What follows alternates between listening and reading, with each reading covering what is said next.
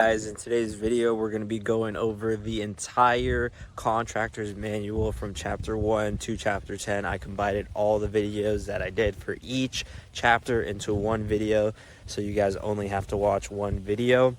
It's going to be a long video, so take your time on it. Make sure you're sitting down, you have your contractor manual in front of you, and go over every highlight that I had.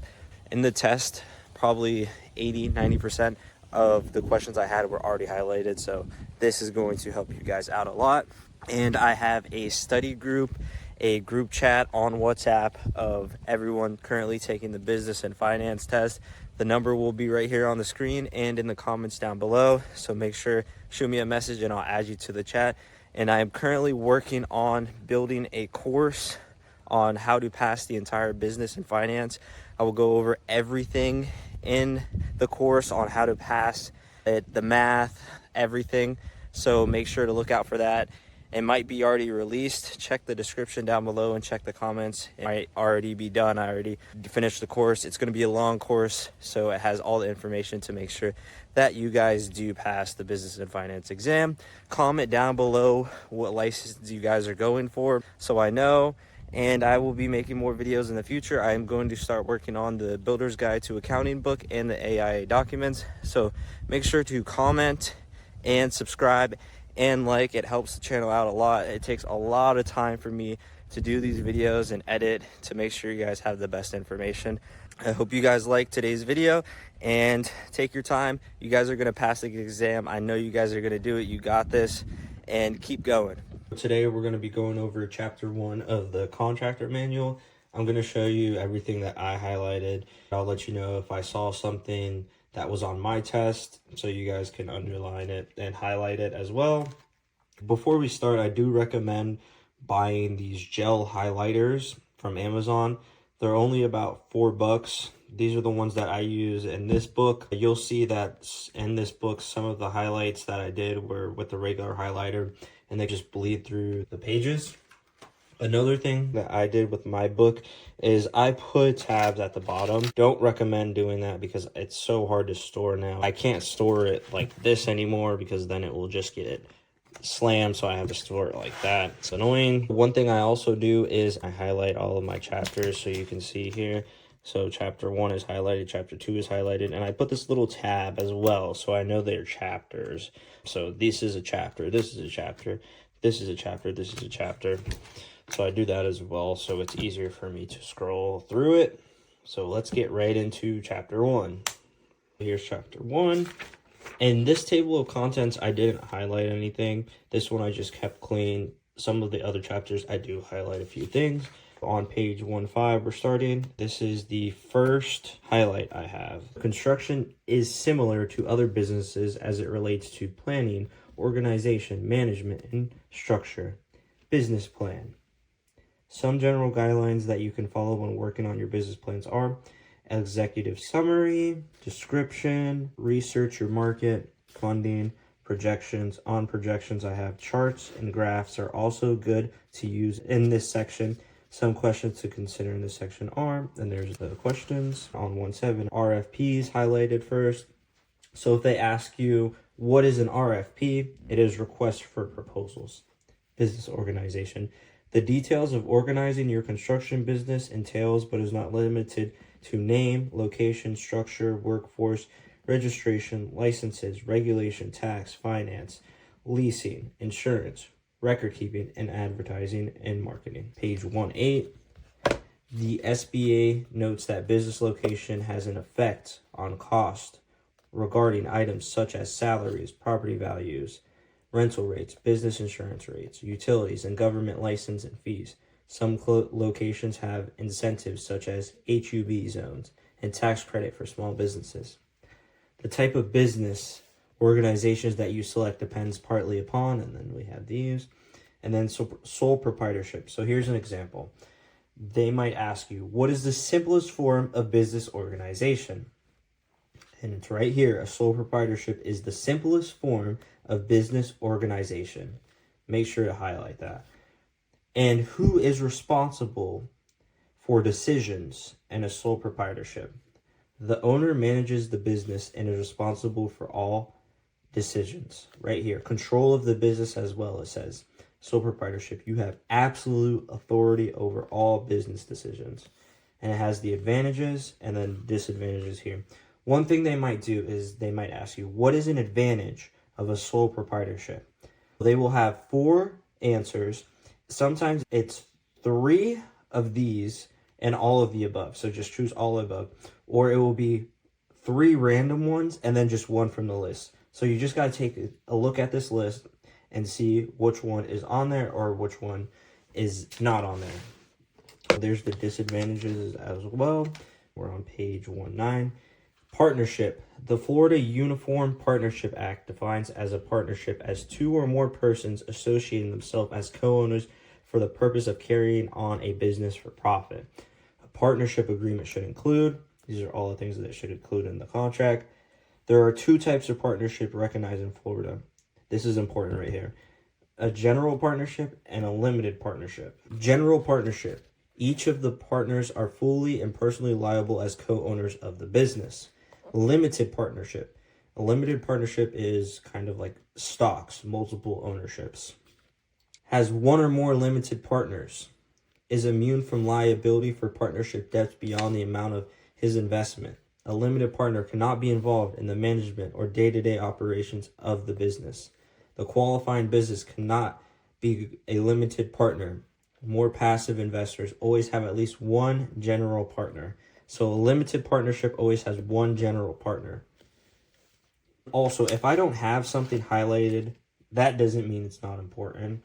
Sometimes you will have answers to questions that are not highlighted. We're on page 111. This is joint ventures right here. So joint ventures are by the same rules that govern partnerships. Joint venture is usually limited to a single transaction, and control of the business for the joint venture is the same as a partnership. Corporation. The corporate form of business is usually the costliest to organize. So they might ask, what is the costliest to organize for a business? And it's the corporate form. And these are the advantages of corporation right there, and these are the disadvantages. And then an S corporation. Provisions allow shareholders to absorb all corporate income or losses as partners and reported as individual taxpayers. In essence, the S corporation is not affected by corporation income tax, thereby eliminating the double taxation feature of standard corporations, the election of S corporation. A corporation must meet certain requirements, and I have this requirement highlighted. 20% or more of its revenue must be domestically generated. Control of the business, you have to have 51% to have control of the business.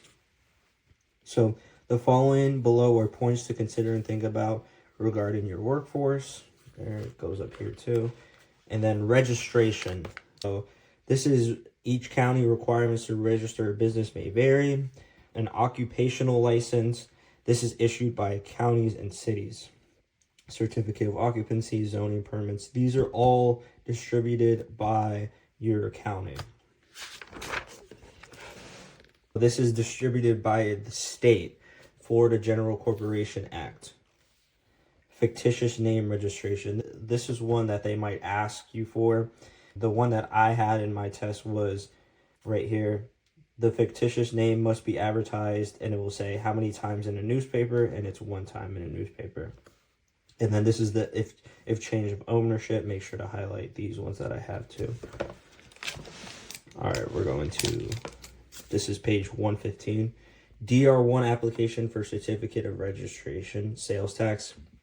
You know this probably already, 6% retail sales tax, Department of Revenue. All businesses which collect the sales tax must secure a certificate of registration, sales tax number, from the Department of Revenue. A registration fee is required for Florida business. They might ask you, where do you get a sales tax number from? You get it from the Department of Revenue.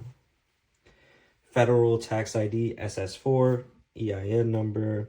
The form must be filled on or before the 7th day after the date which the business begins. Okay, page 116, I just have this. Qualifying agents, make sure you learn what a qualifying agent is. They will ask that on the test most likely, and you should know what it is already. However, if a partnership, joint venture, corporation, or any other form of business entity proposes to engage in contracting, it must apply to the Federal Department of Professional Regulations through a qualifying agent. I don't have anything highlighted here. And 120. So some principles, duties of an effective and responsible manager include, but are not limited to, planning, organizing, directing, controlling, standardizing, assigning, and communicating effectively. So they might ask you, what are duties of an effective and responsible manager? And you have here, planning, organizing, directing, controlling, standardizing, assigning, and communicating. So right here is dissolution or termination of business organizations. So when a partnership comes to an end, there are basically 3 steps which it goes through. Dissolution, wind up, and termination. Dissolution, wind up, termination. A partnership is also dissolved by any event that makes it unlawful, the death of any partner, bankruptcy of any partner, a court decree under the Partnership Act. Corporate dissolution and liquidation, 2 types of dissolution should be distinguished, voluntary and involuntary. 3 procedures of the voluntary dissolution of a corporation, and then these 3. And then the most important exceptions are right here, 1 and 2. So this one I have underlined: impairment of construction of any structure in or across any navigable waters of the U.S. is responsible of the U.S. Army Corps of Engineers or the Florida Department of Environmental Regulations. And then right here, state licensing agency. So who distributes the licensing for the construction? It's the Construction Industry License Board. Forms. So I have forms here. So these are all of the pretty much tax forms here. And then workers' compensation as well. And right here I have that highlighted. These. So I just want to show you an example. If you get a question, what is a Form 940? It's an employer's annual unemployment tax return. But if you get a form question, you want to go to your index. Every time I had a form question, I would do this. Go to your index, go to forms, and you have all your forms right here. It even goes on to the next page. So if I want to know what a 940 is, it takes me to 2 pages, 126 and 3181. So I'll go check 126 first, flip through the book, and I'm going to 126. And right there it tells me what a Form 940 is. Here, I don't have anything highlighted. Here. And now we get into chapter 2.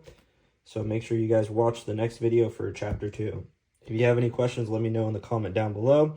And I have a WhatsApp group chat. I have my phone number down below. If you text me on WhatsApp, I'll add you to the group. It's a bunch of people that are taking their contractor's test now. It could be a roofer, contractor, anything that are studying for the test. So it would be good to talk to people that are also taking the test. You guys made it to chapter 2. Keep going.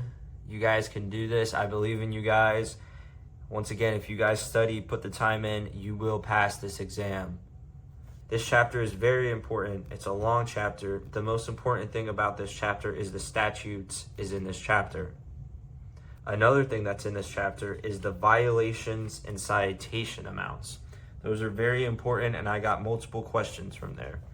So let's get right into it and look at all the highlighting that I have. So for the table of contents, I just have public liability insurance highlighted and licensing exemptions and construction contracting. I also have qualifying agents. This is something we talked about in chapter 1. We're going to get more into in chapter 2 here. The second is changes in licensing information. And here are all the statutes. This is very important. So what this book does is in chapter 2, it will go over the main topics of the statutes and kind of simplify it. So this will have all the statutes in the back, the whole entire thing, not just summarized. We're starting at page 25. The regulation of profession, in turn, is generally accomplished by licensing. In Florida, most non-medical profession and occupational licensing boards are located within one state agency, the Department of Business and Professional Regulations, known as DPPR. DBPR is very important. You're going to hear a lot about this, so make sure you learn what it is and what they do. The professional boards are made up of primarily of members of the regulated profession, appointed by the governor. The professional boards and not the DPPR make final decisions. So professional boards, not the DPPR, make the final decisions. Investigating complaints, take appropriate disciplinary actions. And then here are the 1 and the 2. So here we go, Chapter 489. Chapter 489 Florida statutes provides for the licensure and regulation of all types of contracts in Florida and is divided into 3 parts: construction contracting, electrical and alarm system contracting, and septic tank contracting. Part 1 of Chapter 489 provides for an 18 members of Construction Industry License Board, CILB. This 18 members, make sure to have that in there. The CILB is divided into 2 divisions, Division 1 and Division 2. Part 2 of Chapter 49 provides for an 11 member, and then Chapter 3, Department of Health and Rehabilitative Services. Construction contracting, generally any person who for compensation undertake to submit a bid or does himself or by others construction, repair, alter, remodel, add to, demolish, subtract from, or improve any building or structure, including related improvements to real estate for others or for resale to others, must be licensed. The term demolish applies only to demolition of steel tanks, towers, and other structures, not buildings or residencies over 50 feet in height, and all buildings or residencies. Any person who wants to engage in contracting statewide must establish competency and qualifications to be certified by passing the appropriate examinations. A subcontractor, however, who is not certified or registered may perform construction work under the supervision of a person who is certified or registered, as long as, right here, licensing requirements. So there's 2 types of licensings. There's a certified contractor and a registered contractor. A certified contractor can work anywhere in the state of Florida. If you live in Miami, you can even do work in Orlando, in Orange County. And a registered contractor can only work in a specific county. You can be registered only in Dade County and can only work in Dade County. Everyone should become a certified contractor so you can work the whole state of Florida. I don't know who would do a registered contractor to be only work in one county. Certified construction contractors. To be able to take an examination for certification, an applicant must, and this has everything that they need right here. You should already know all of this. I already knew all of this even before I even started studying for this test.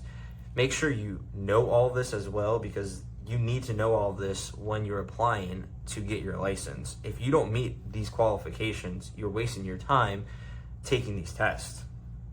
Another thing is, if you don't have the experience now, you can take the test and get the experience after you pass test. Experience and education. The CILB will accept lawful acquired experience gained under the supervision of a contractor who at the time was properly licensed in the category or category which encompasses the scope of practice in which the application is seeking licensure.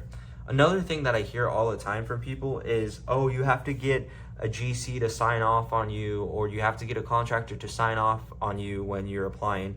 No one has to sign off for you to get your license. You can apply and you don't even have to tell the people that you're applying for the license. Commercial experience must be in 4 or more of the following areas. Right here, this is for a general contractor. If you're applying to be a general contractor, this is all the qualifications you have to meet and the experience you have to have. And this is a residential contractor. You have to have all of this experience as well. I don't know why they don't have a building contractor in here. Just weird. So a swimming pool contractor, a minimum of 2,000 person hours is used for purpose of determining full-time equivalency. Certified electric alarm system contractor have within the 12 years prior to filing the application, at least 6 years of comprehensive specialized training, education, or supervisor experience in the alarm system contracting business, or at least 6 years of technical experience in electrical or alarm system work with the armed forces or governmental entity. 212, licensure of members of the armed forces and their spouses. Fees. This is going to be on your test for sure, so make sure you pay attention to this. Medical gas certification, and make sure to read the question twice. Look over the question and understand the question, because they will try to trick you. A plumbing contractor who wishes to engage, read all of this. The contractor has to take 6 hours of continued education. A person who is employed must take an 8 hours course. So they might ask you, an employee that works for a plumbing contractor for medical gas certification, and you just go here and you're like, oh, it's 6 hours right here. But that 6 hours is for the contractor, and it's actually 8 hours for the employee. So make sure to have this. Application moral character, criminal history, crime more than 5 years, may not be grounds for denial, do not relate to the practice of contracting or the ability to practice contracting, include, right here, other licensing requirements, financial responsibility requirements, net worth reporting, evidence of financial responsibility, credit, and business reputation, the financial stability ground, FICO derived of 660 or higher and must be payable in the amount of 50% of the financial stability bond or letter of credit requirements may be met by completion of a 14-hour financial responsibility course approved by the board. $10,000 for an unlimited electrical and alarm contractor, and $5,000 for a specific contractor. This is important right here. Make sure you have this highlighted. You might even want to put a tab on it. They're for sure going to ask a question about this. Public liability insurance. Public liability and property damages insurance in the following minimum amounts. So they might ask you, what is the minimum liability insurance a general contractor must have? It's $300,000. Or they might ask, what is the minimum property damage insurance a general contractor must have? $50,000. So you must have this highlighted or tabbed. They will 100% ask a question on the test about this. Evidence of workers' compensation coverage. Notice of election to be exempt with the Division of Workers' Compensation of the Department of Labor and Employment Security. If approved, the exemption takes effect 31 days after filing and remains in effect until revoked, and for a period of 2 years, whichever occurs sooner. Terms of license. Licensure as a certified or registered contract must be renewed every 2 years. Continuing education. They might ask a question about this as well. Each certified or registered contractor must complete at least 14 classroom or interactive distance learning hours of continuing education every 2 years. One thing that you must note that is in the statutes, that they defined an hour as 50 minutes. Once again, they defined an hour as 50 minutes. Then 12 months prior to the end of a biennial period is required to complete 7 hours of approved continuing education as a condition of the first renewal of the certificate or registration. Business records.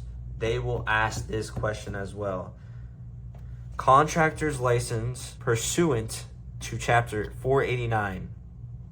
Florida statutes must maintain complete financial and business records kept in the regular course of business for the immediate preceding 3 years. You have to keep business records for 3 years.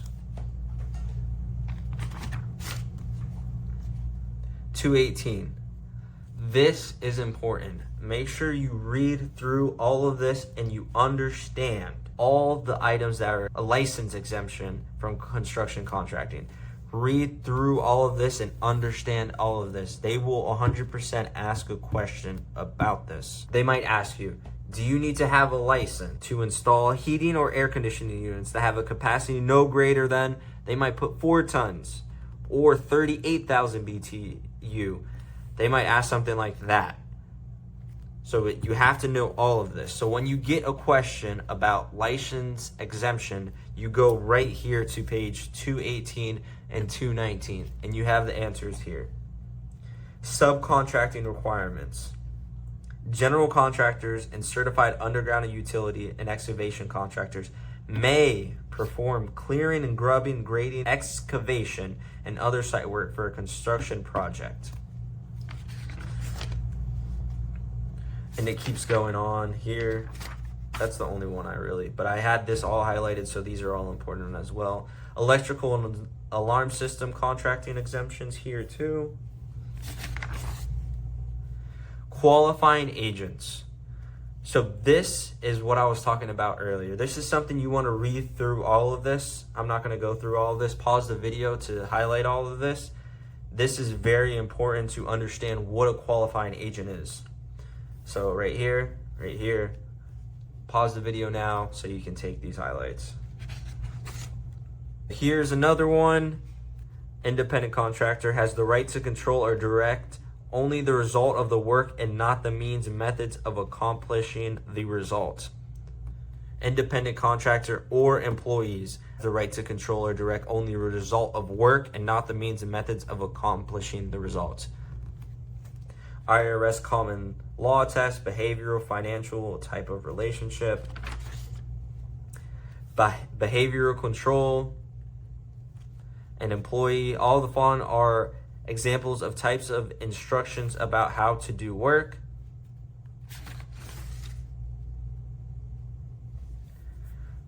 Ways to avoid having independent contractor treated as employees, being treated as an independent contractor.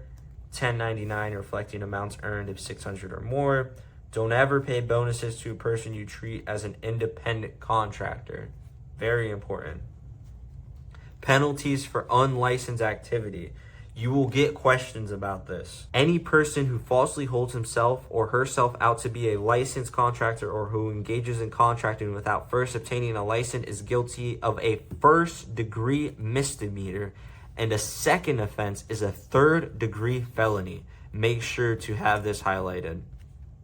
Any contract entered into by a contractor not licensed pursuant to Part 1 or Part 2 of Chapter 489 Florida statutes is legally unenforceable. If you ever have flipped a house or done work on a house or anything, and you entered into a contract with someone, a handyman or any person, and they do not have a license, that contract you have with them will not hold up in court. That's what they're saying right here. So right here, it's saying that if you get hurt on a job, you're entitled to 3 times the actual damages sustained in costs and attorney fees if the contractor is neither certified by the state nor licensed to the laws of the city or county in which he or she does business. Change in licensing information. A business organization must inform the DPPR by mail of any changes in the information required to be submitted on the application for qualification of a business organization within 45 days following the change. This might be a question here. This was in Chapter 1, if you remember. License number must appear on building permits and advertisements. Registration or certification number on each building permit issued to him. In addition, a contractor's license number must appear in any advertisement concerning the contractor, including text or artwork on the contractor's vehicle. Grounds for disciplinary action against contractors. The licensing board may revoke, suspend, or deny the insurance or renew of a license to a contractor. And then it says right here the following acts. If you want to highlight that, I have that one and I have this one as well. Right here too. And then is this as well. So make sure to pause the video, highlight those. So now we're getting into the statutes. I am not going to read all of these. It's a lot. So make sure if you want this to pause the video to get exactly this. I'm going to go over the ones that I saw on my test really quickly. But this is something very important. Make sure you understand and learn these statutes, because they are going to ask questions from these statutes.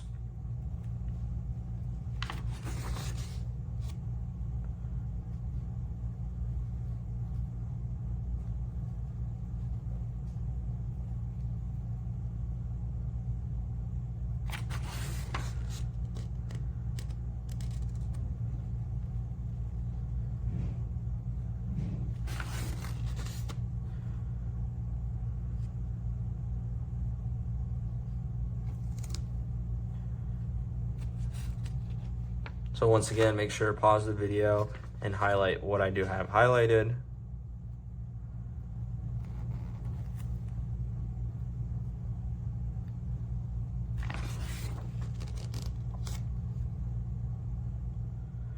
So right here is a penalty for theft of reproduction of any examination. Right here, a felony of the 3rd degree.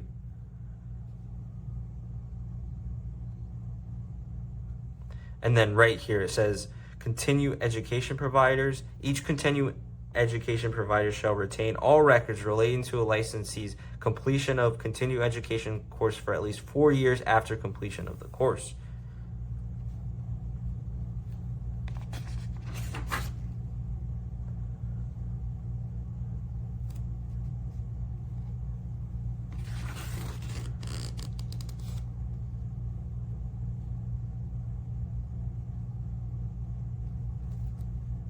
Right here, authority to issue citation. However, if the subject does not dispute the matter in the citation with the department within 30 days after the citation is served, the citation becomes a final order and constitutes discipline.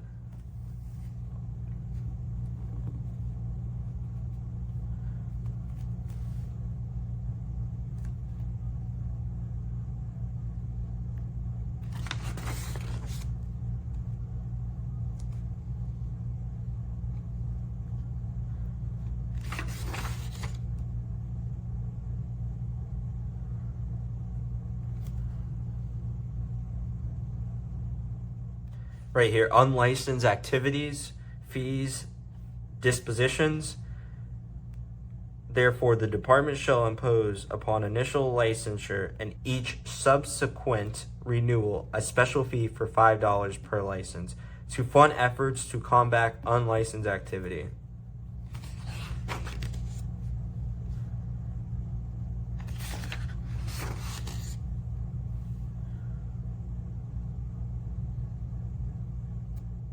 Right here, renewal and cancellation notices. At least 90 days before the end of a licensure cycle, the department shall forward a notice. And right here, failure of a license to renew before the license expires shall cause the license to become delinquent and the license cycle following expiration. So I had this question on my test. They left out delinquent and had 4 options, and delinquent was the answer.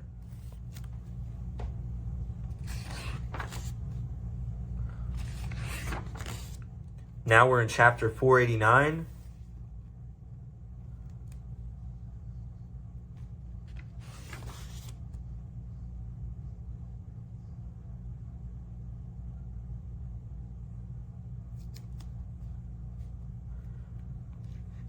Right here, it's stating that any work under $2,500, you do not need a license. And it's pretty much saying if you just do multiple different contracts under $2,500 should do this, it's still against the law.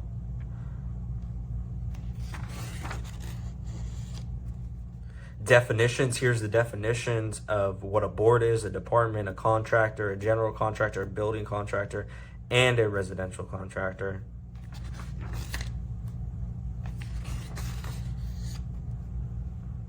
Right here, we already highlighted this.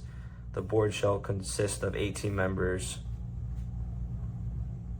Fees, here's the fees for applying for a license, for the contractor's license. And this is kind of going over what we saw in the beginning of the chapter. right there, that's what we saw, the medical gas certificate in a course of at least 6 hours. And then here it says 8 hours for the employee.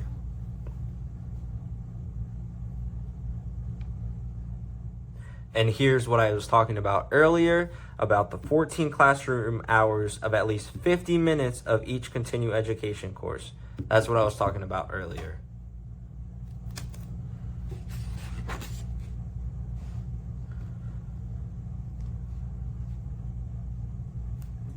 Oops, sorry.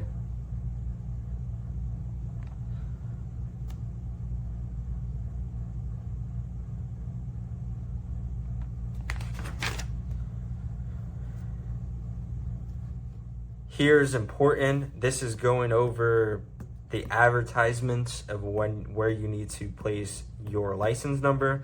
For the purpose of this part, the term advertisement does not include business stationery or any promotional novelties such as balloons, pencils, trinkets, or articles of clothing. So you don't have to put your license on any of these items. So this is very important to have highlighted and underlined because they are for sure going to ask this on the test.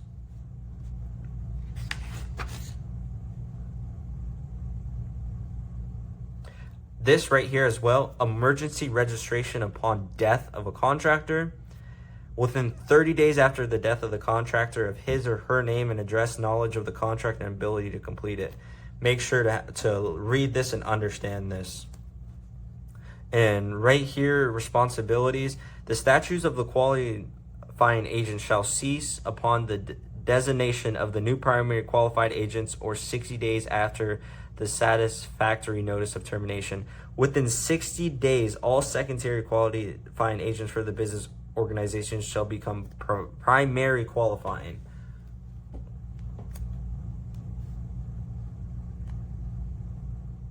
And right here, as soon as you receive money, applying for permits necessary to do work within 30 days and start the work within 90 days.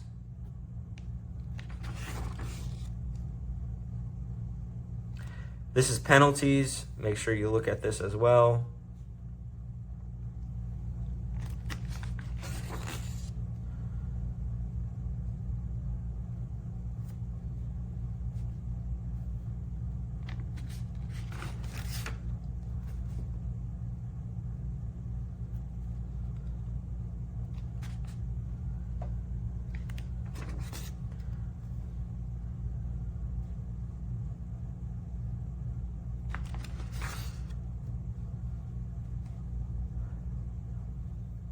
Make sure you guys like and subscribe down below.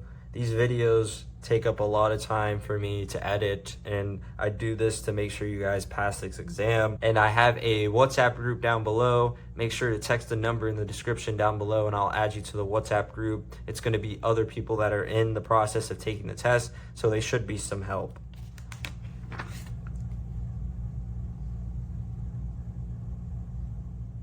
This they're going to ask. This is the Florida Homeowners Construction Recovery Fund. Make sure to read all of this here.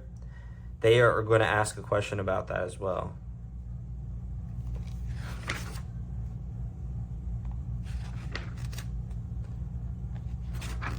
I don't have anything highlighted here.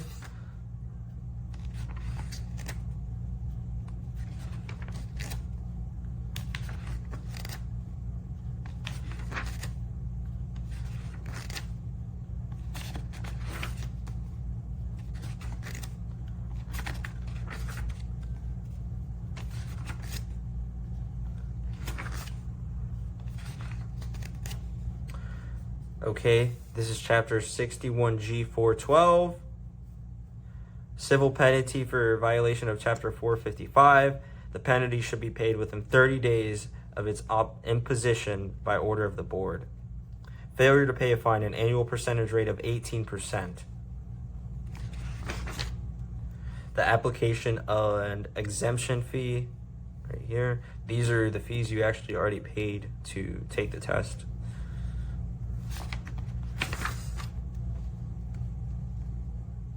They should not, right here they say it again, they should not apply to balloons, pencil, pens, hat, articles of clothing, shirts, or other promotional novelty. This is when they're talking about your license number.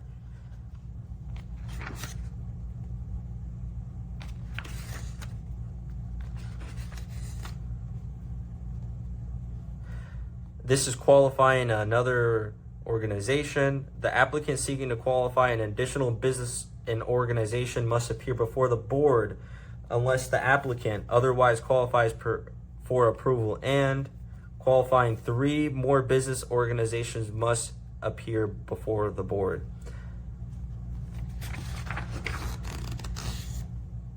Notification of changes. A certificate holder or a registrant shall notify the board office within 30 days of a change in name, style, or address from that which appears on the current certificate of registration, and shall notify the board office within 30 days after the qualifying person has ceased to be affiliated with the qualified business organization.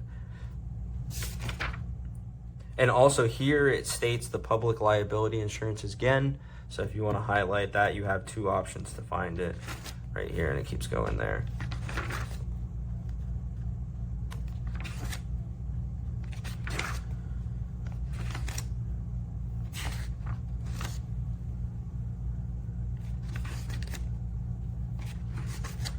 Nothing.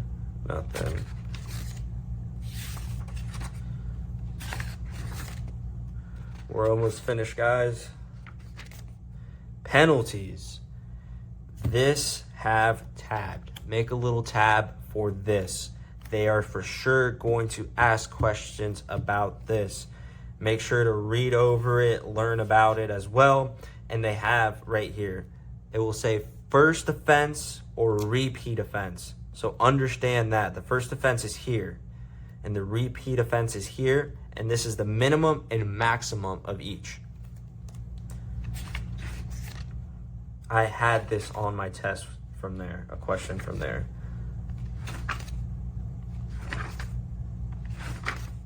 Citation authority, have this tabbed as well. They might ask you a question here. It's just page 217 to 2172.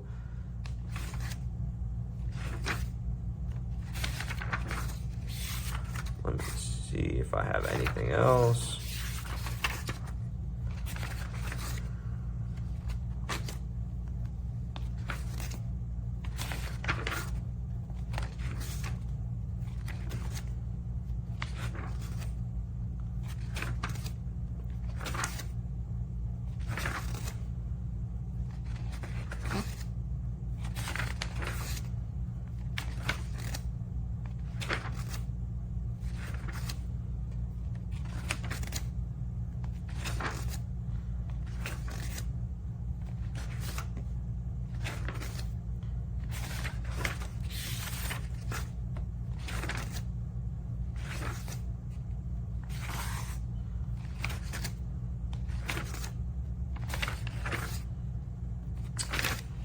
Might not have anything else, but I'm still going to go through it just in case if I do have something that you guys can get it.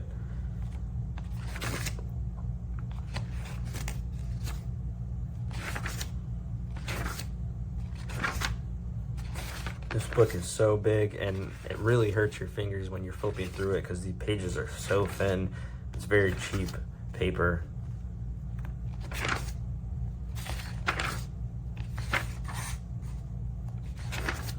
Yeah, it looks like I don't have anything else in here. Looks like we're going straight into chapter 3.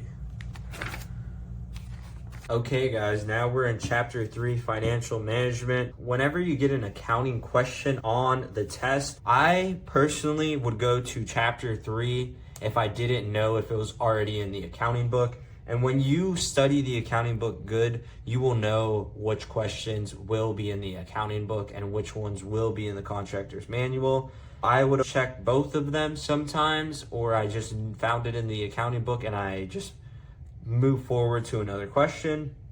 One thing I do like about this chapter 3 is page 105, and that is the glossary. So if I had any definition that was in the accounting and I didn't know what it was, I would come here to check what the definition meant. I have like fiscal year highlighted.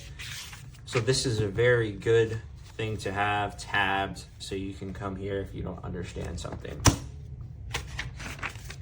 I don't have anything highlighted here or here as well or here. And this is a long chapter, so I don't have anything highlighted on page 3.9.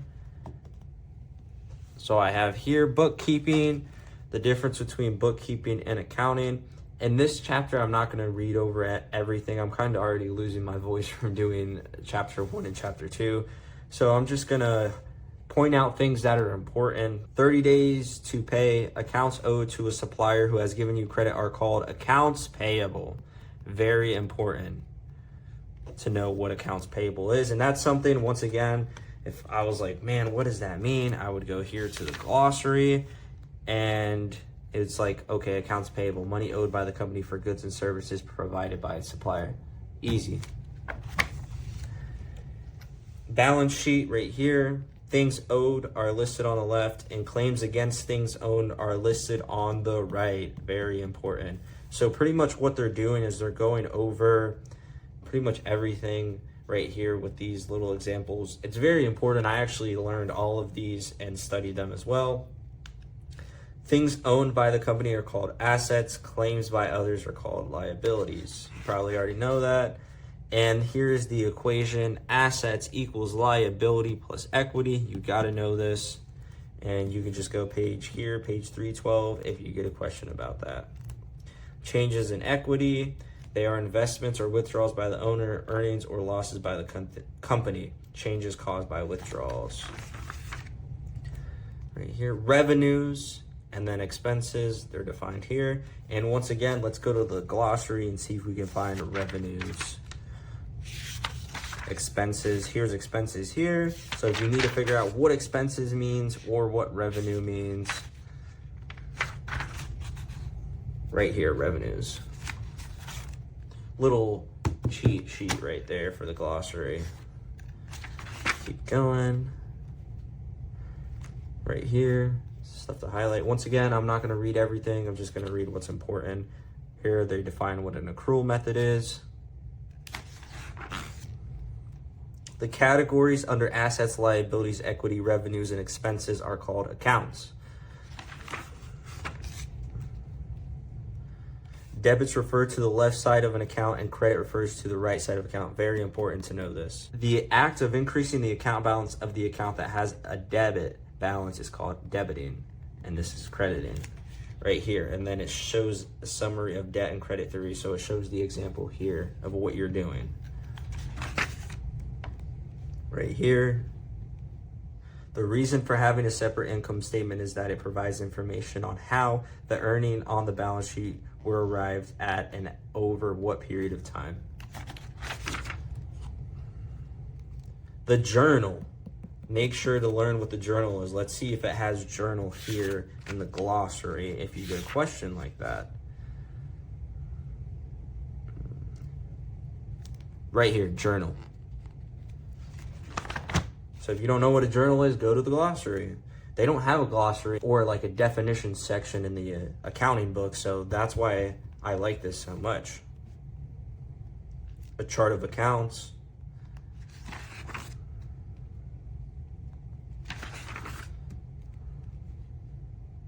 The balance sheet, current and fixed assets, current and long-term liabilities and equity. So make sure to pause the video, get all of these highlights that I have. And all of these are in the glossary as well. So balance sheet, let's find balance sheet. Balance sheet right there. So it would be very smart to go through this glossary and read it a few times to understand what each word means. Income statement includes revenue, expenses, and income.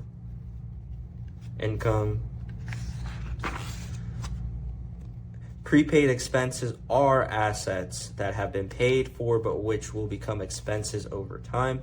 And here it shows an example of this. Prepaid insurance. These are all examples of each journal entry pretty much. This is important, the Mac, whatever you want to call it.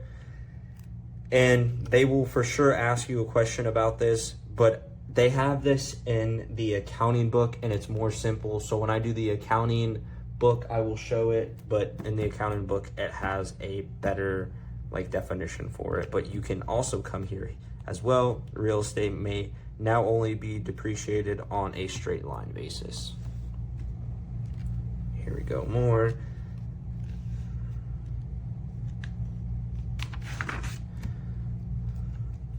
Amortization, that's an important one.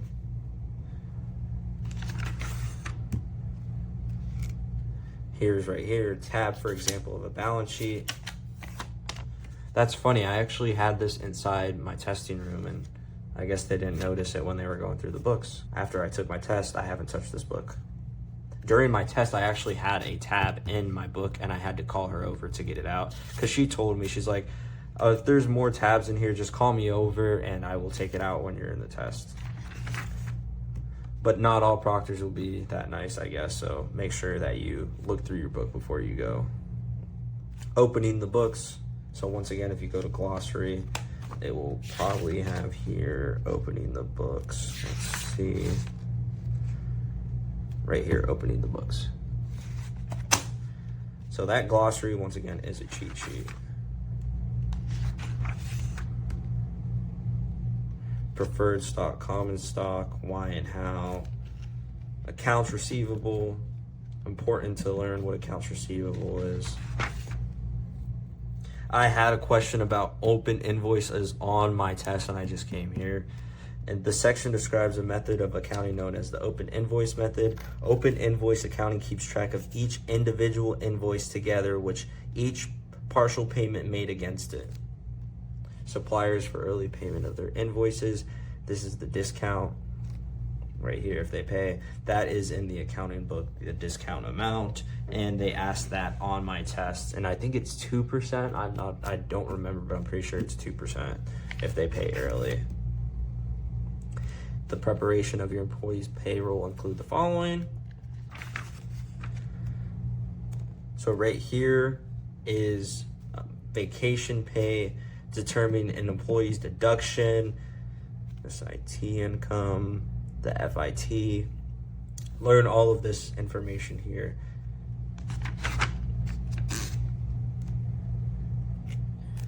FUTA.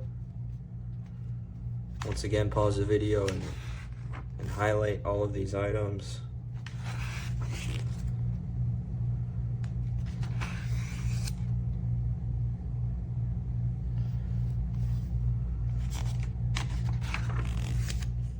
Methods for maximizing your business cash flow. I have all of these highlighted, so take a look at them, read them.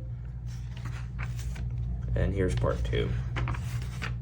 Type of capital, startup, working, expansion, startup capital. So let's see if they have startup capital in here.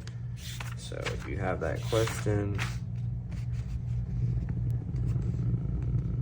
they do not have startup capital here. So that's something you got to know where to go.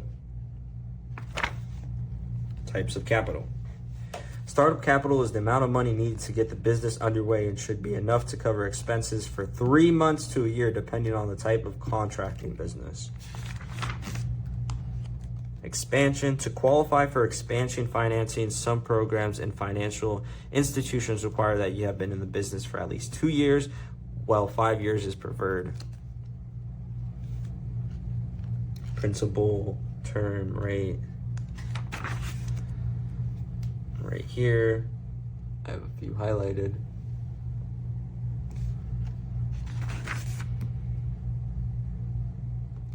The estimating process will vary from contractor to contractor, and the method used is not important as long as it produces a good estimate without taking excessive time.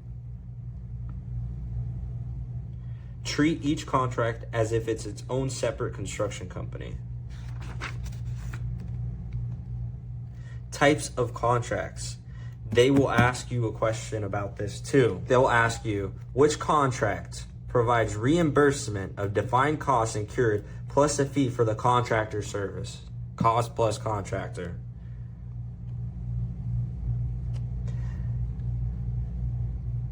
Right here, here's the percentage of completion. And then they might ask you right here, which one is basis of direct labor costs at a fixed hourly rate, time and material contract. The percentage of completion, this goes more in depth in the accounting book.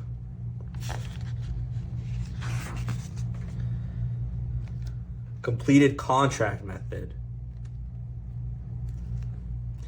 Much preferable method for accounting.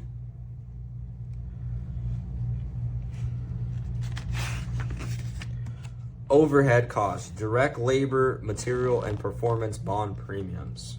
Retainages, 10%, 5%. Overhead expenses. So here's like a cheat sheet. If they ask what an overhead expense is, you can come here and see if it's on this list.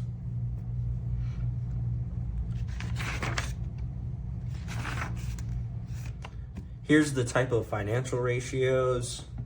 I didn't really come to this book for ratios. I went to my accounting book for all of my ratios. I'd never really studied this part of the book, if I'm being honest. I did more of it for the accounting book.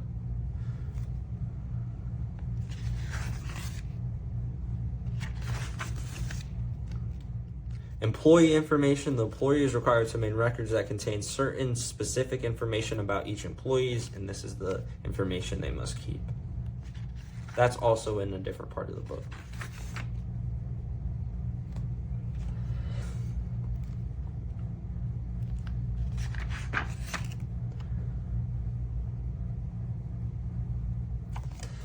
This is the highest level of financial statement, and it is called an audit.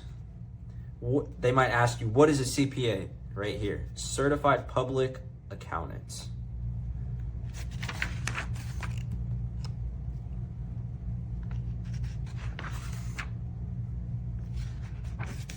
And here's that glossary we talked about again. And revenue recognition accounting method for taxes, cash method, accrual basis, percentage of completion, completed contract method. So 4 basic methods are available to contractors. So they might ask you, what are the 4 available methods for contractors for tax purposes? And this is the 4.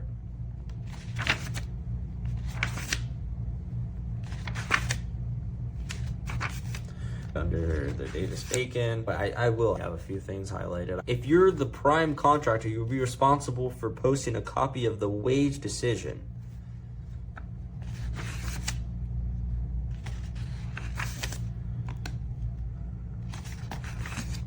I don't think I have a lot of things highlighted here.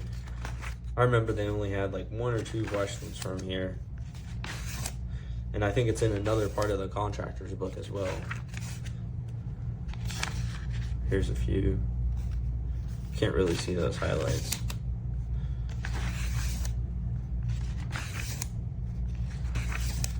Circle E. So I'm pretty sure that they won't ask questions from the circular E. Don't quote me on that, but I'm pretty sure. You can check.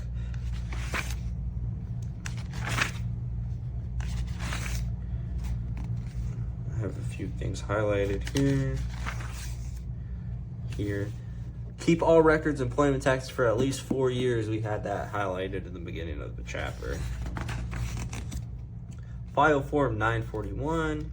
If you timely deposit all taxes when due, you may file by May 10th, August 10th, November 10th, or February 10th, respectively. If you want the IRS to determine whether a worker is an employee, file Form SS8. You're required to get each employee's name and SSN and to enter them on Form W2.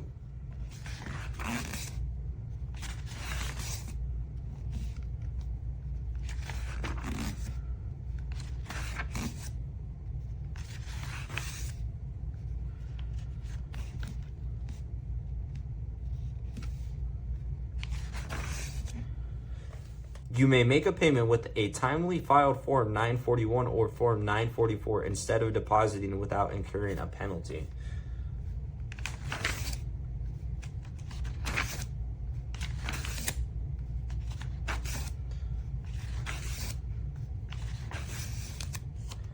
Figuring FUTA tax. For 2021, the FUTA tax rate is 6%. The tax applies to the first $7,000 you pay to each employee as the wages during the year. The $7,000 is the federal wage base. Your state wage base may be different.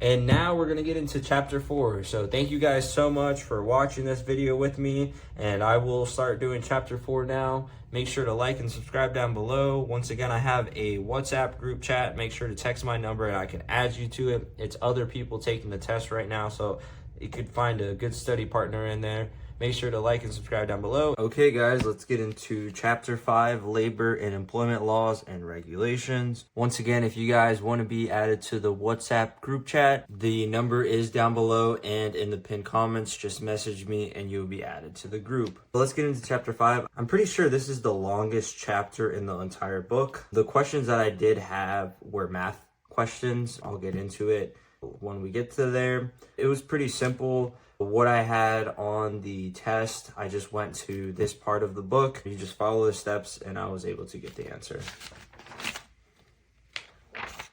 I have highlighted here Labor Management Relations Act, Fair Labor Standards Act, exemptions, overtime pay requirements, record keeping, child labor regulation number 3.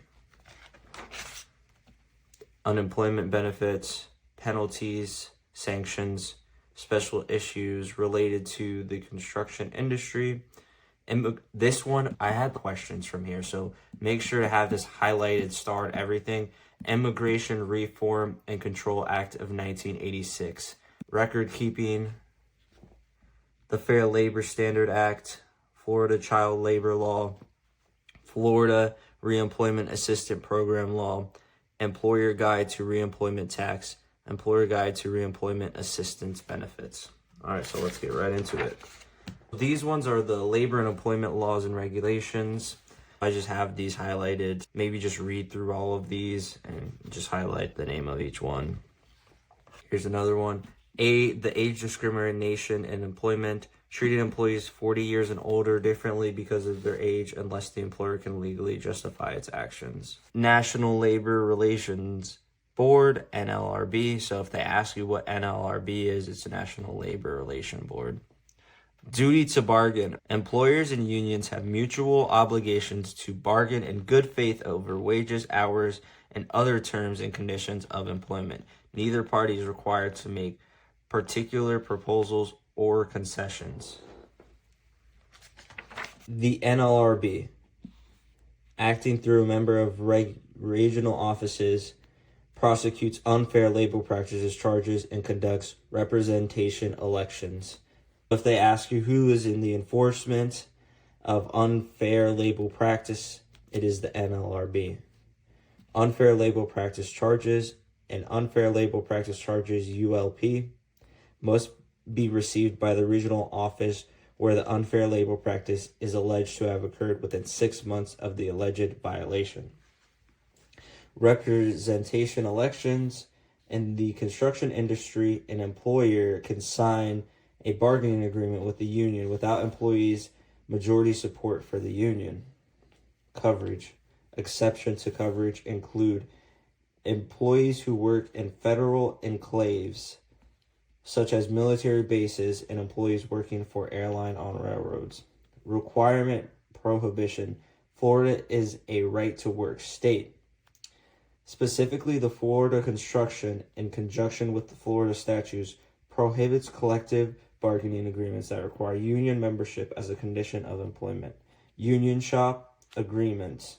An agreement whereby an employee is forced to join a union within 30 days of hire of the effective date of the agreement, whichever occurs last under penalty of discharge.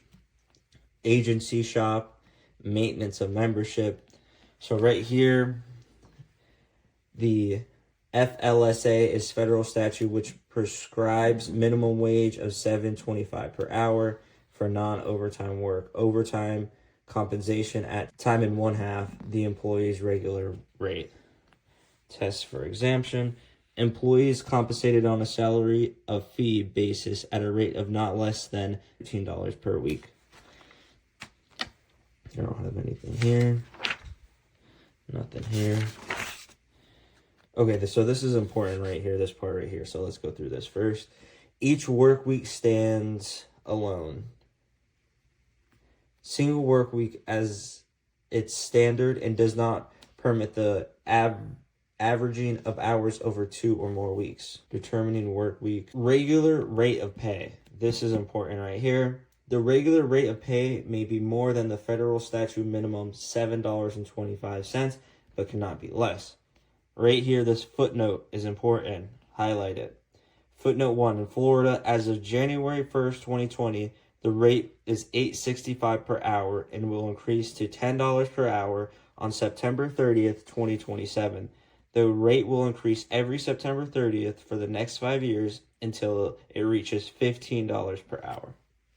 Hourly rate employees. So right here, once again, this is important. You got to know how to do this math.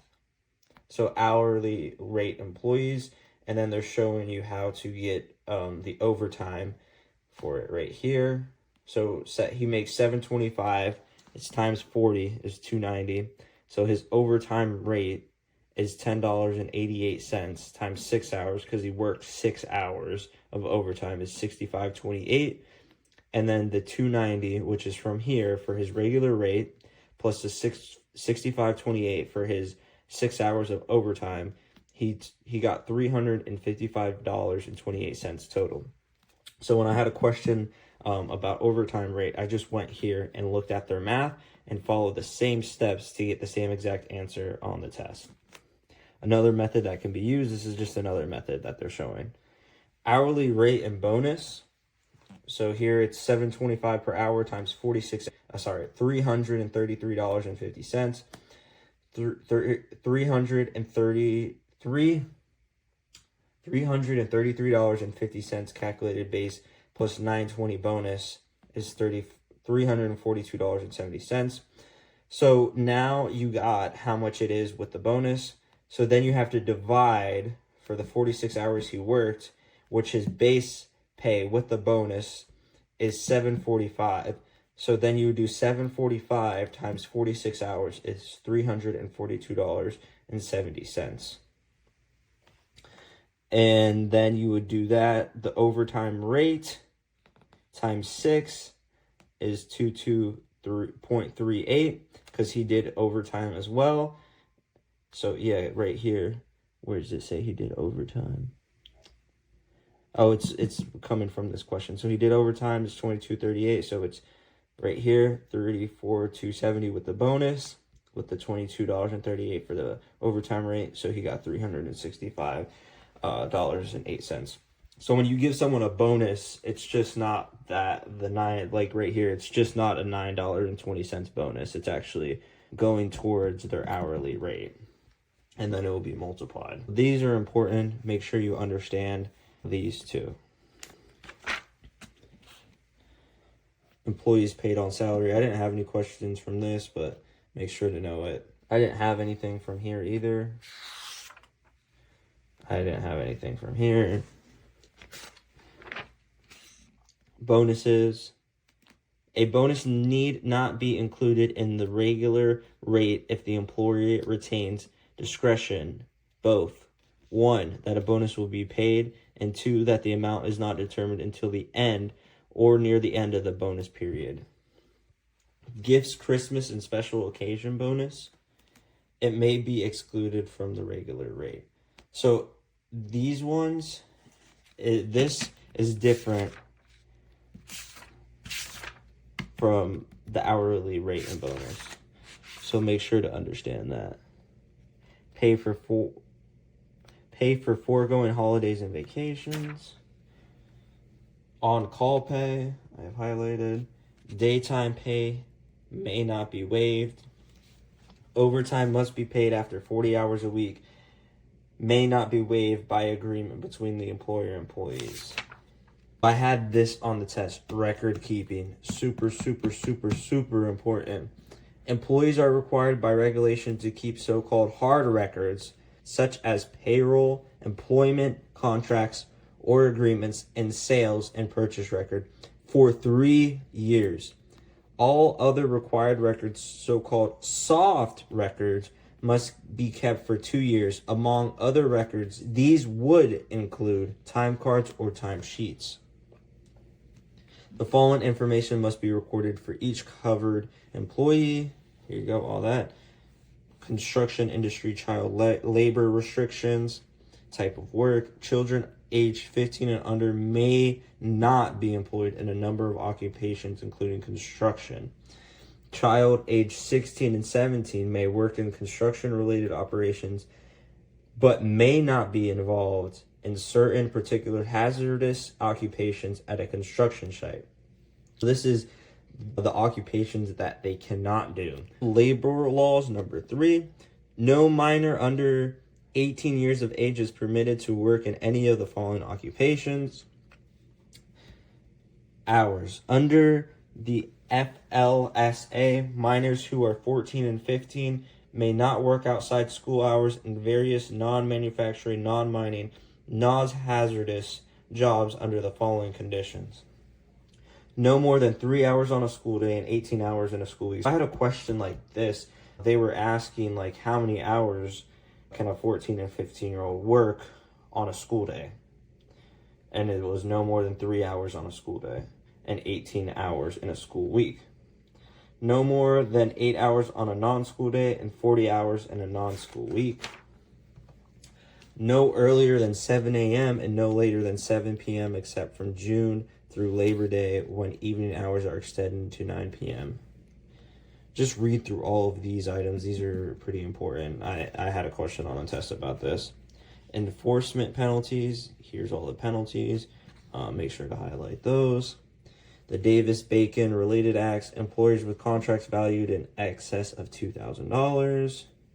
Just read through that. Penalties, sanctions, alleged underpayment of wages. Debarment from government contracts for up to 3 years may also be imposed. The Civil Rights Act of 1964. All right.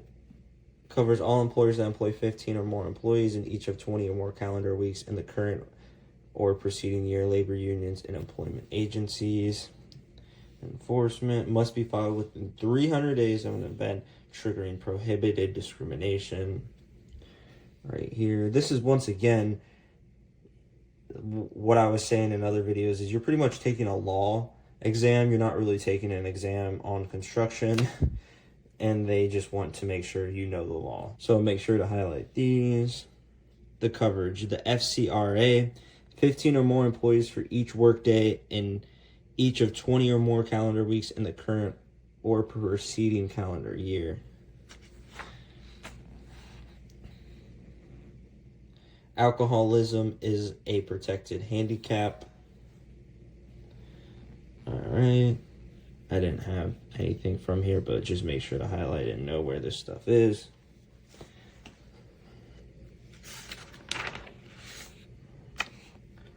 I'm just going to flip through these and you can pause and highlight what I have. Once again, if I don't have something highlighted, does not mean it's not important.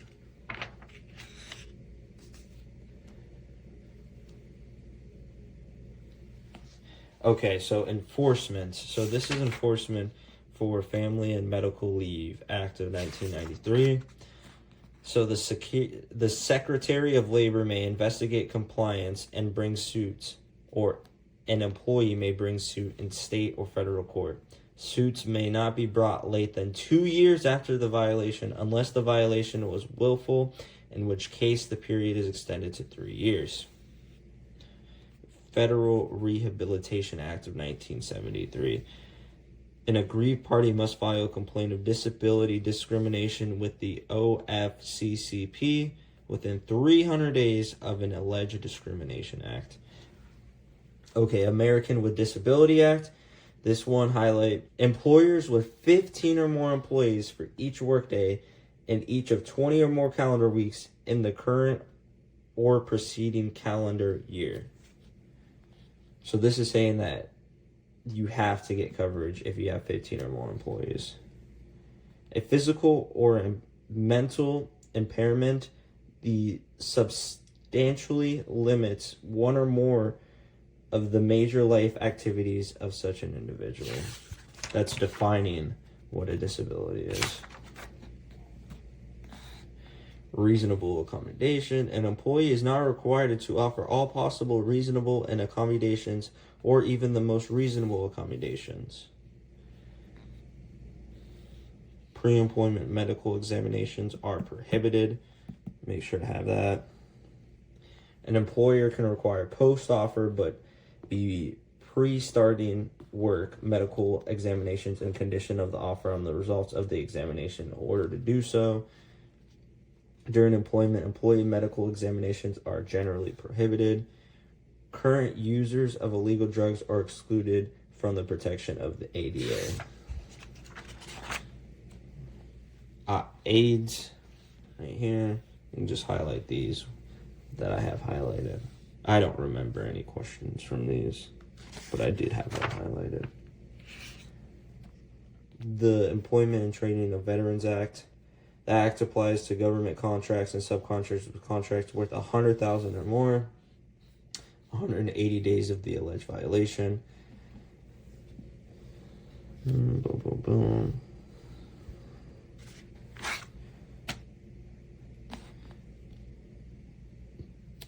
Okay, this one's a good one. This might be on your test.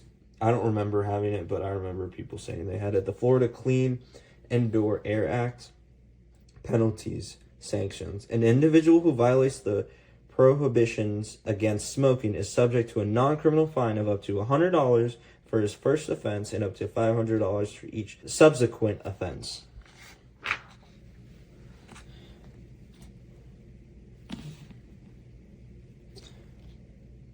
Employee Polygraph Protection Act of 1988. I have those. Unemployment benefits. Make sure to read through this and highlight what I have. This one is a pretty important section, the unemployment benefits. Right there. Just read through that. Okay. So, Immigration Reform and Control Act of 1986. So, if you have a question that is talking about Form I-9. The Form I-9 is the Immigration Reform and Control Act of 1986. So if you get an I-9 question, come here and most likely the answer is here.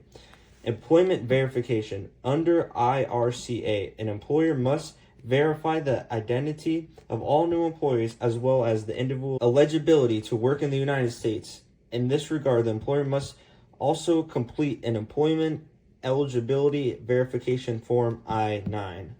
The I-9 must be completed by the employer and the employees within 3 business days from the day the employer begins work.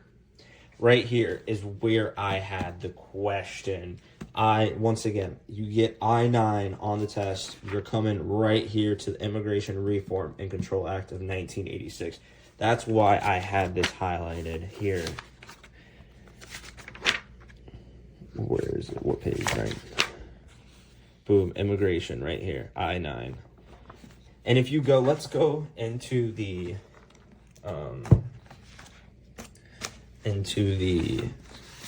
index and see if we can find I-9 in here under forms. No, it's not here. So let's look at immigration. Nope, it's not here. So the only way to get to it is if you actually know it. So let's see if it's under labor. Labor laws. No, it's not under there. So this is one of them that you have to know where it is and go exactly to where it is. Okay, so right here, what I was saying, I had this on my test, 100% guaranteed. The I-9 must be kept for all current employees throughout their employment. For terminated employees, the I-9 must be retained by the employer for 3 years after the date of hire or 1 year after the date that the individual no longer works for the employer. whichever is the later date. So I had a question that was like, this person was hired this date and they left this date. How long do you have to keep the I-9 for? And it was just 3 years, luckily. And then the penalties, these, I don't remember seeing any of these. Florida law, don't remember any of that. And through here, I just have child labor. I don't think I have a lot of things highlighted, but let's find out. Let's go through it together.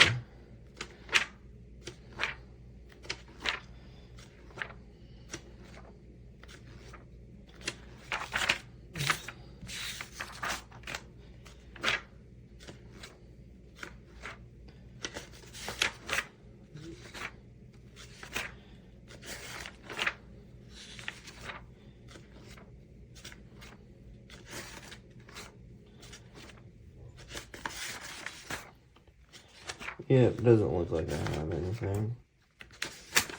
Once again, if you guys want to be added to the WhatsApp group, the number's down below. Just text it and you'll be added into the group. It's other people taking the test, so you can find a study buddy and get this thing passed. Okay. All right, I have this one, exempt and non-exempt work, 541.702. Yeah, I don't remember going through this on the test. I didn't even study any of this, to be honest. I don't think it's nothing you have to worry about. But once again, they can ask you anything from the test. But I wouldn't spend a lot of my time studying any of this stuff. Once again, it's more of like, these are the main laws, and they kind of recap it in the beginning of the chapter, so you don't have to read through all of this. But they put that in there just to make sure you have it.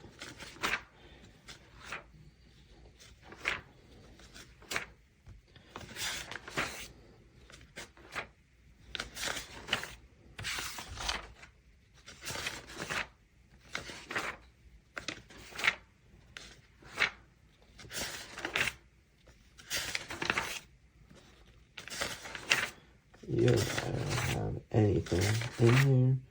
Keep going. Let's see if something pops up. I don't think so.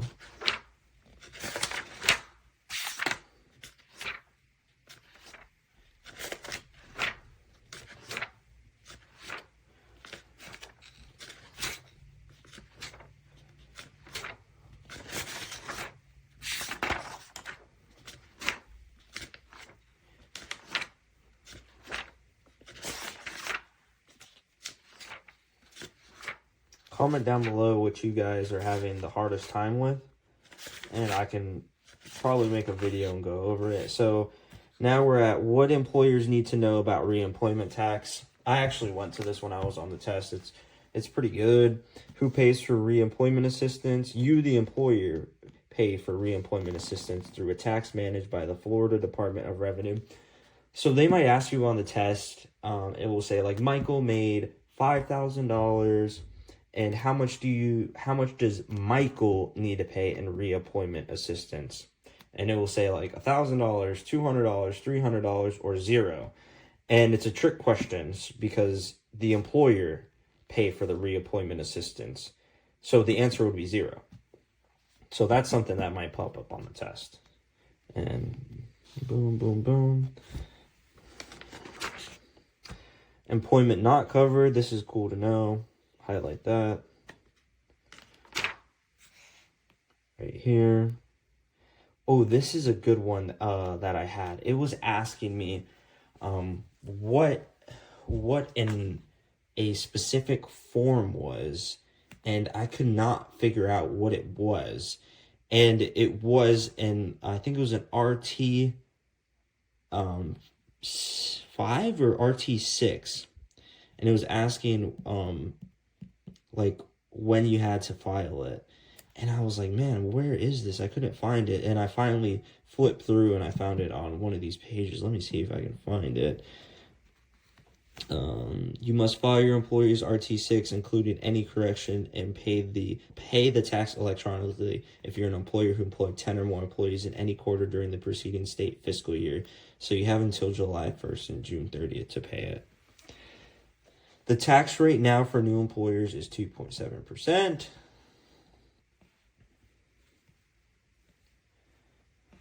Businesses proceedings. Form RT6NF allows you to report out-of-state employment wages paid to employees who worked in another state and transferred to Florida. I think that was another question on my test on what is a form RT6NF. Okay, so this is important to go through. Like right here, this is the know these type of forms and when they have to be submitted, because once again they had it on my test. The maximum tax rate allowed by law is 5.4%. Like they could ask this, when is the RT20 mailed to employers? And then right here, mailed to each employer in December. That's a question they could ask you. Employer's Guide to Employer's Guide to Reemployment Tax. Right here. Employer or an independent contractor employment quarterly report, RT6, excuse me. Right here. This is a really good like cheat sheet. So make sure to have these highlighted and actually read through this and know this stuff. An employing unit is the person, limited liability company, partnership, corporation, or other legal entity for whom service is performed. That's an important, the employing unit. Employment not covered.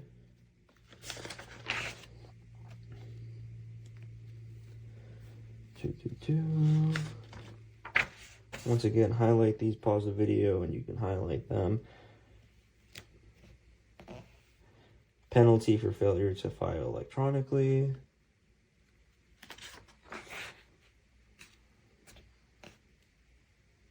Correcting your report. New hiring or hires within 20 days of employment hire day. Tax rate. 5.4%, 2.7%. You probably already know that, have that memorized. Excess wage. So these are the glossaries. Once again, another cheat sheet. If you don't know a word that they're talking about, you can just come here and go to the glossary and find it. It's a short glossary, but it is here. Employer Guide to Reemployment Assistance Benefits. I have this. Monetary qualifications, and I have these highlighted.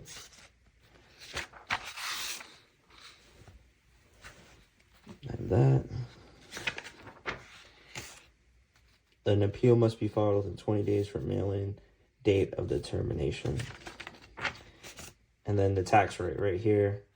Initial tax rate 2.7%, standard tax rate 5.4%, and maximum tax rate 5.4%. So there you go. We finished chapter 5. Make sure you guys like and comment down below, and I'll see you guys in chapter 6 next, workers' compensation. What's going on, guys? Today we're getting into chapter 6. Once again, if you guys want to join the business and finance group chat, it's in the comments, a phone number to text, and I'll add you. We already got over 10 people in the group, so it should be a help to you guys. So today, chapter 6, workers' compensation. You don't have to worry about this. There's pretty much no math in chapter 6. It has chapter 440 in it as well. That's pretty important, so we will go over that. It's a pretty long chapter. It's over 150 pages. So yeah, let's get right into it. Here's the table of contents. I have a few things highlighted if you guys want to pause and highlight it. These are pretty much my cheat sheets, the frequently asked questions. I use that a lot of the test. Let's get into page 6.5. When is workers' compensation coverage needed? The Florida's Workers' Compensation Act is applicable to any employer in the construction industry who employs one or more full or part-time employees. So in construction, Every single one of your employees have to have workers' compensation. In a regular business, I think it's once you have 4 employees, that's when you need to get workers' compensation. Every contractor or subcontractor must, as a condition to receiving a building permit, show proof that workers' compensation has been secured for all employees, or provide a certificate of election to be exempt. Proof of workers' compensation coverage or a certificate of election to be exempt must be shown as a condition to the insurance or renewal of a certificate or registration of the contractor with the Construction Industry License Boards. Construction industry is defined. All right.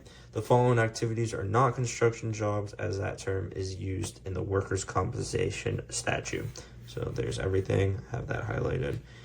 General contractor must purchase workers' compensation for the employees of the subcontractor. It does not make any difference that the subcontractor is an independent contractor. If there is a contractor-subcontractor relationship, the general contractor must still purchase workers' compensation coverage for the employees of the subcontractor. A general contractor must obtain a certificate of insurance from the subcontractor showing evidence that the subcontractor maintained workers' compensation during construction. If a contractor becomes liable to pay workers' compensation benefits for the employees of the subcontractor, the contractor is entitled to recover from the subcontractor all benefits to the contractor is required to pay, plus interest, unless the contractor, by written contract, has agreed to purchase coverage. A subcontractor who knowingly present false information as the existence of coverage when in fact there is none commits a third-degree felony. Avoiding or diminishing the amount of the payment of any workers' compensation premiums to a carrier or self-insurance fund commits a felony of the third degree. Excluded agricultural labor for which no coverage is required.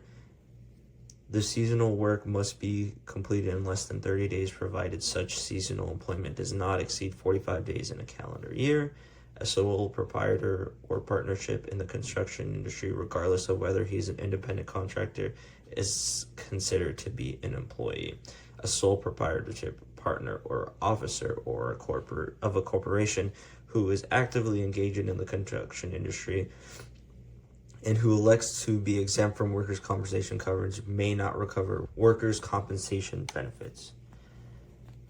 The employee cannot be required to sign a statement that he will not seek to obtain workers' compensation benefits if injured on your job. An insurer must be required to offer a deductible to an employer of a credit investigation, applicable premium reduction percentage, miscellaneous values, self-insurance pools or funds, individual or freestanding self-insured. Individual employees may choose to insure themselves in section 440. Boom, boom, boom. I don't really see anything here. Failure to obtain workers' compensation coverage. The injured employee can require you to pay workers' compensation benefits individually or can sue you in civil court. The Florida Division of Workers' Compensation can close your business down if there is no coverage, whether or not an accident occurs. It is also a misdemeanor of the second degree, and you could lose your license. Before the accident occurs, a part of the safety program should include a drug-free workplace program. You should read through these, the employer responsibilities. The employer has a choice of physician for the injured worker. So that might be on your test. They might ask who has the choice for a physician, and it's the employer. An injured worker is not required to pay anything towards his medical bills. So one of the questions I had on my test was, how much does an employee have to pay for his medical bills when he was injured on the job? And it was 0. Because an injured worker is not required to pay anything towards his medical bills.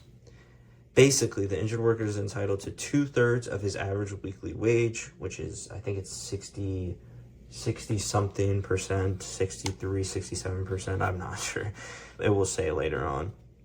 The first 7 days of disability are not paid unless the injured worker is off work for more than 21 days. The maximum weekly benefit is set each January 1st, and the maximum for 2016 is $863. So this is important, not paid unless the injured worker is off work for more than 21 days. So if an injured worker was off work for 20 days, he's not getting anything. And the first 7 days are not paid that he was off. Very important. You will see that again. Should death occur, the employee beneficiaries are entitled up to $150,000 in death benefits plus $7,500 in funeral costs. I was in a class, funny story real quick. I was in a class and the teacher asked, how much is someone's life worth?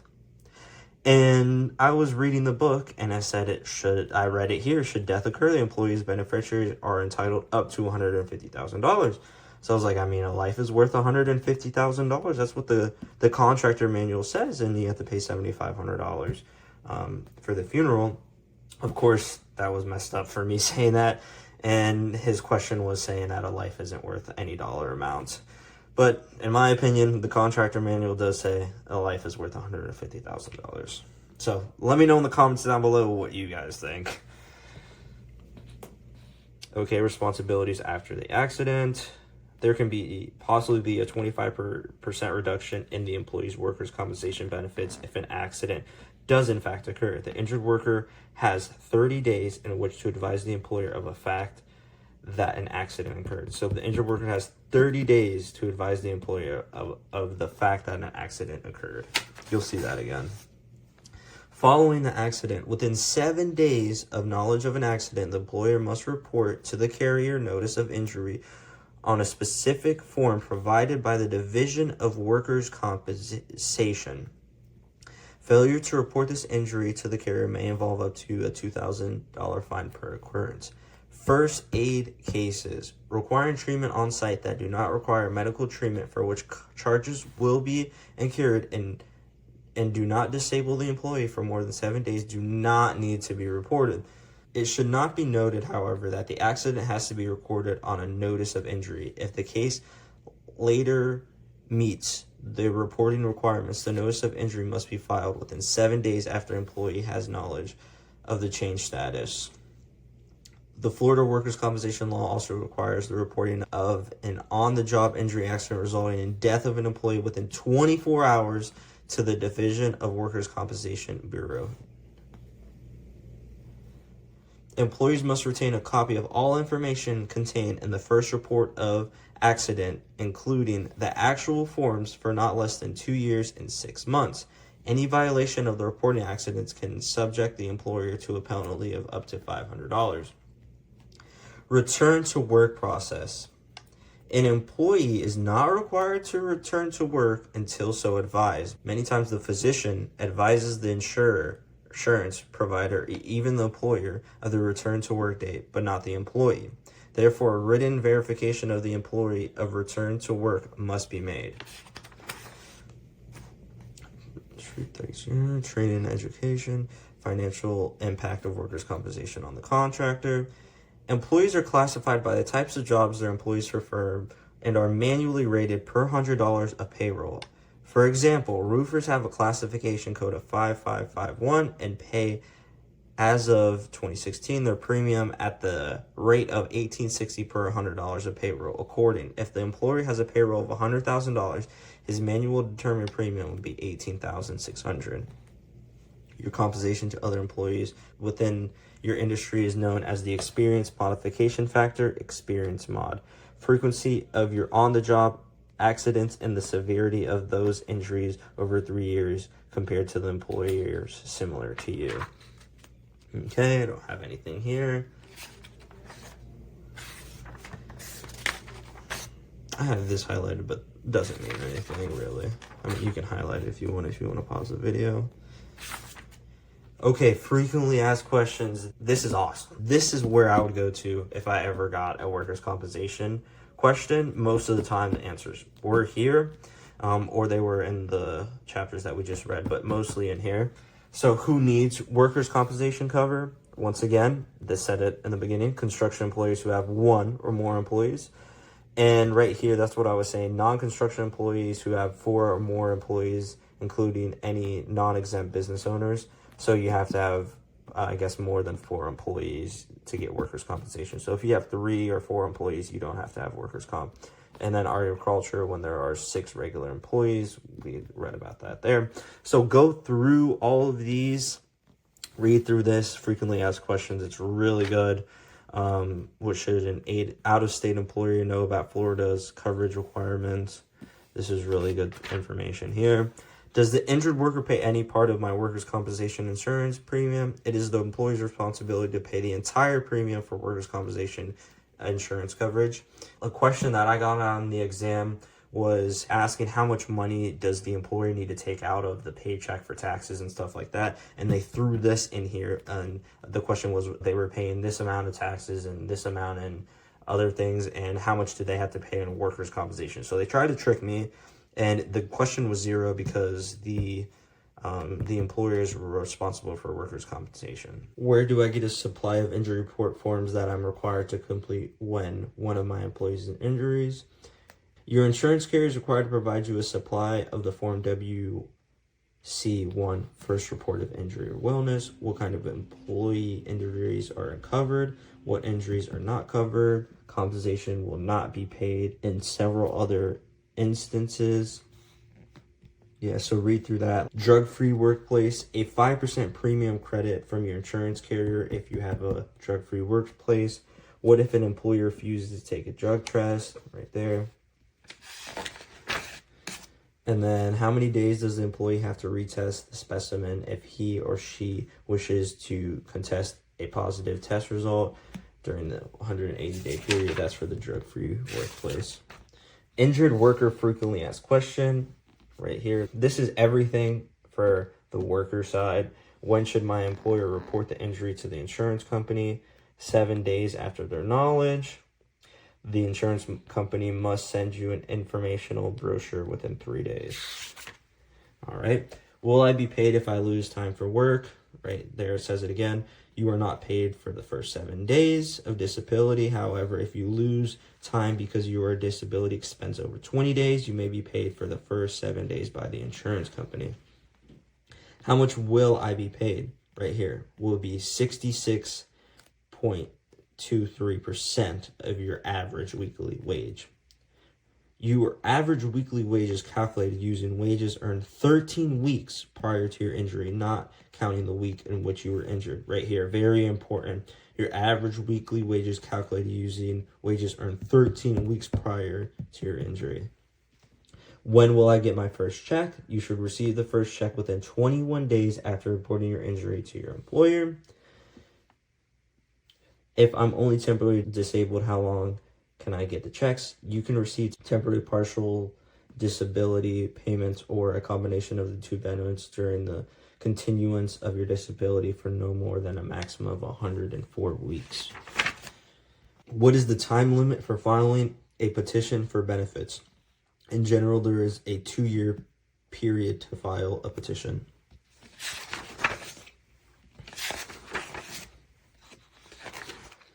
Coverage requirements, construction industry, we went over this right here. Construction exemptions are valid for a period of 2 years until revocation is filed or until revoked by the division.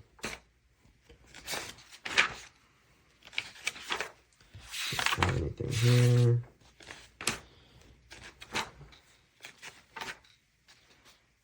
Enforcement, job site inspection, stop work order. The penalty is equal to 2 times the amount the employer would have paid in manual premiums with the preceding 2-year period.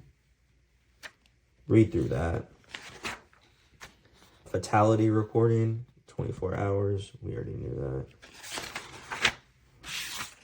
A lot of repetition in this chapter. So here is chapter 440. You should pause the video now to see what I have highlighted here. So let's get into it. Construction industry means for profit activities involving any building, clearing, filling, excavation, and then more. 20 days of such notice. Here, a certificate of election to be exempt, which is issued on or after January 1st, 2013, in accordance with this section, is valid for 2 years after the effective date stated thereon. 2 years from the issue date. notice requirement, fewer than 4 employees. Like, this is stuff we already went through. Coverage.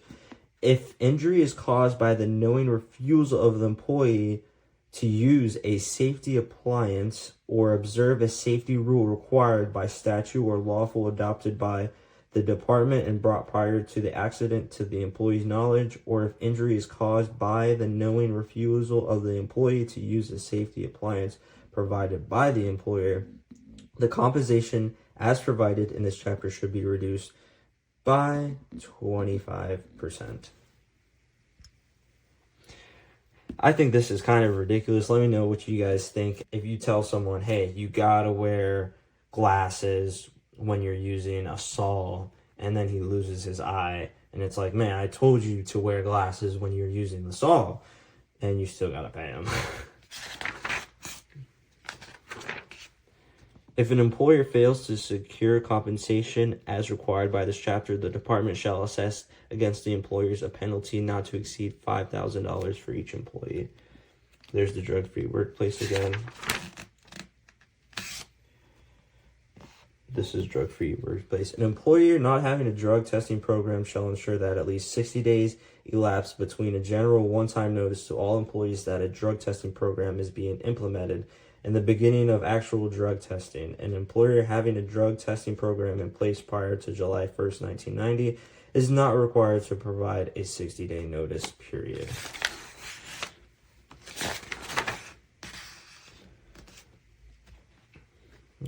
Liquidated damages 30%.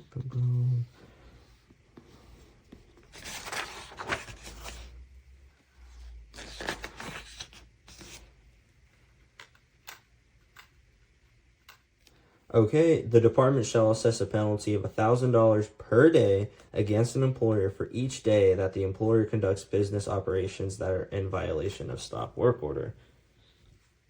This is a stop work order, so if you get a stop work order question, this is usually a good place to go. Boom, boom, boom. This has like more penalties here. You just read through that, pause it.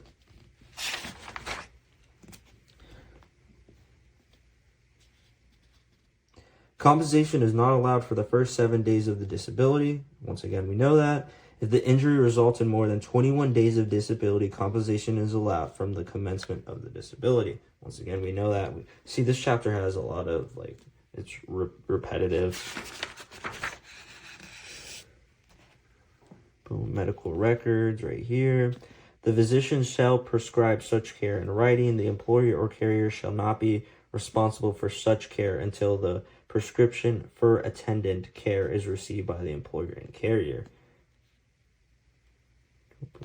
The carrier has the right to transfer the care of an injured employee from the attending healthcare provider if an independent medical examination determines that the employee is not making appropriate progress in recuperation.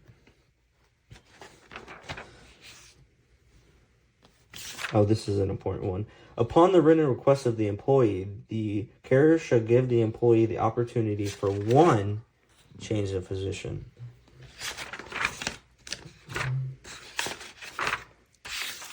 See if there's anything else right here. Determination of pay. So once again, this is very important. They're going over it, the 13 weeks again. So read through this.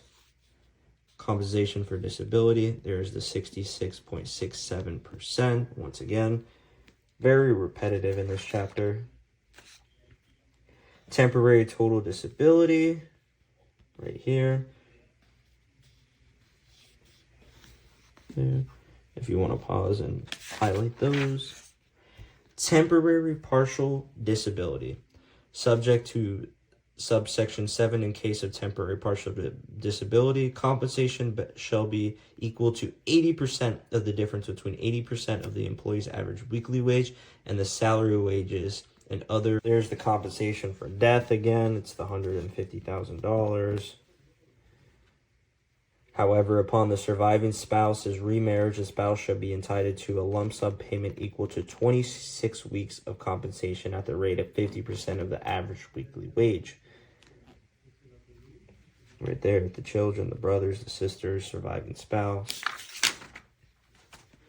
Notice of injury shall advise his or her employer of the injury within 30 days after the date of or initial manifestation of the injury.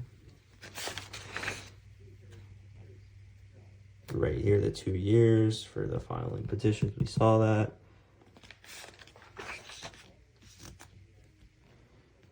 Carrier must pay the first installment of compensation for total disability or death benefits or deny compensability no later than 14th calendar day. Right there. Highlight that.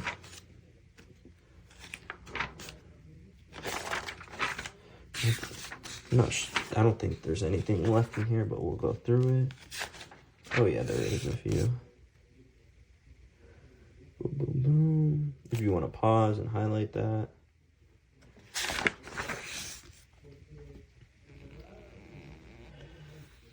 It's stuff that we went over in the beginning of the chapter if you want to highlight it too. So you have multiple ways to pretty much find the answer. Anti-fraud reward program awards of up to $25,000 may be paid to persons providing information to the Department of Financial Services.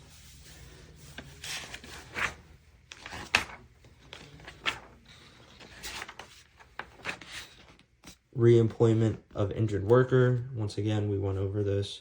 The reemployment assessment within 30 days after the time such assessment is complete shall have 15 days after the date. Within 15 days of receipt of the assessment report or notice of the employee's election.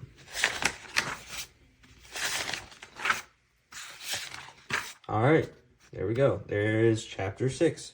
Once again, make sure you guys like and subscribe down below. And if you guys want to join the group chat, make sure to text me. Okay, guys, today we are getting into chapter 7, which is safety. This chapter, the most important thing is going to be OSHA. If you're going to become a GC or any other residential contractor, building contractor, and you're studying for the CM or PM, you probably have this book. This is the big OSHA book. This is kind of like a dip into OSHA, but this is like the legit OSHA book that you'll be studying when you take your CM or PM exam. So let's get into chapter 7. Right here, I have these highlighted if you want to pause it and go through my table of contents. And then I have these here too. So first page 7.5, I don't have anything highlighted. And 7.6, employer responsibility. The employer is generally responsible in 4 areas. The first area concerns record keeping requirements. So the 4 area is record keeping. And one important thing about this chapter is it's going to be a lot of, like, within 7 days, a lot of numbers. So make sure, what I like to do is, if it has a number of like a time frame, I like to underline it. I did that with my AA documents. Anything that had a amount of days that needed to be done, I would just underline the numbers. So here's record keeping. All employees with over 10 employees must maintain an OSHA 300-300A log. And the 4 areas is record keeping, construction standards, general duty clause, and display. You've probably seen on the construction job site an OSHA poster. OSHA posters must be posted on all job sites in an area where all employees can see them. So each job site you go to has to have an OSHA poster. Exempt employers. However, despite the broad coverage afforded by the Act, the regulations have excluded the following groups of employers. 1, religious establishment, employers of household workers, and 3, individuals who do not have employees. Employers regularly exempt from OSHA record keeping. Boom, boom, boom. You can read that. An employee who had no more than 10 employees. And then the OSHA record keeping 3 forms right here. These are the 3 forms. And then the log of occupational injuries and illness. The OSHA 300 log is summarized on the OSHA 300A. So try to know what form is for what form. Like the OSHA number 301 For every injury or illness entered on the log, it is necessary to record additional information on the supplementary record OSHA 301. The supplementary record describes how the accident occurred, lists the objects and substances involved in incidents, the nature of the injury or illness, and the parts of the body affected. Each employer should have available for inspection at each establishment within 7 work days after recovering information that the recordable case has occurred, a supplementary record for each occupational injury or illness for that establishment. Location, retention, and maintenance of records. This is the OSHA Form 300A. So if they ask you what a specific form is, you can go here. So your OSHA Form 300A is a summary of work-related injuries and illness. OSHA Form 300 is a log of work-related injuries and illness. And OSHA Form 301 is injury and illness incident report. Okay, location of records. And it has here everything you need to know. So injury and illness records must be kept for every physical location where operations are performed. Records for employees who report to a fixed location but work elsewhere should be kept at the place to which the employees report each day. Employees not associated with fixed establishment. Records for these employees should be located as followed. Records may be kept at the field office or mobile base of operations. Retention of OSHA records. The regulations require that the login summary and the supplementary record OSHA number 301 must be retained in each establishment for 5 calendar days following the end of the year to which they relate. And then whoever knowingly makes false statements is $10,000 fine. Recordable cases. Distinguishing between injuries and illness. All work-related illnesses must be recorded, which only those injuries which require medical treatment or involve loss of consciousness, restriction of work or motion, or transfer to another job are recordable. Injuries are caused by events in the work environment. A single incident involving exposure to chemicals is classified as an injury. Okay, deciding if work-related injuries are recordable. This is very important here to know if you're going to actually record it to OSHA or not. So which do not involve medical. I had a question like that. It asked if I needed to record this to OSHA, which do not involve medical treatment, loss of conscious, restriction of work or motion, or transfer to another job. Medical treatment. So read through these, all of these here, and then right here it says distinction between medical treatment and first aid. Right here, the definition of first aid treatment. And then injuries are not minor if. And then here, the following are generally considered medical treatment. All of these, admission to a hospital. The following are generally considered first aid treatments. The following procedures by itself is not considered medical treatment. If an employee loses consciousness as the result of a work-related injury, that case must be recorded no matter what type of treatment was provided. Restriction of work, motion, transfer to another job. Evaluating the extent of recordable cases, lost workday cases, injury and illness. And then when continuing the number of days away from work or days restricted work activity do not include the initial day of injury, you must count the number of calendar days the employee was unable to work as a result of the injury or illness, regardless of whether or not the employee was scheduled to work on those days. Reporting fatalities and multiple hospitalizations. If they ask you, how much time do you have to report a death to OSHA? And it's here, within 8 hours of learning of the death. And then within 24 hours of notification of an inpatient hospitalization. These are important right here. This is a star. They will ask this question. Additionally, within 24 hours of loss of an eye or amputation, OSHA must be notified.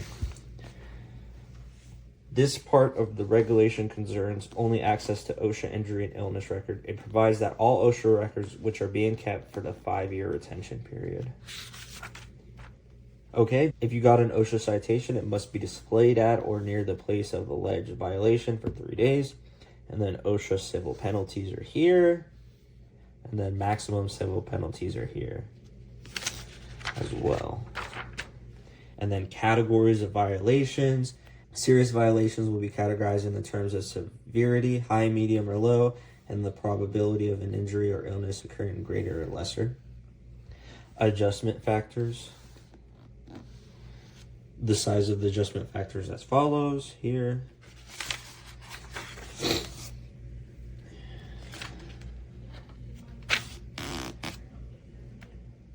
Okay, so this is a good one. This is a star here.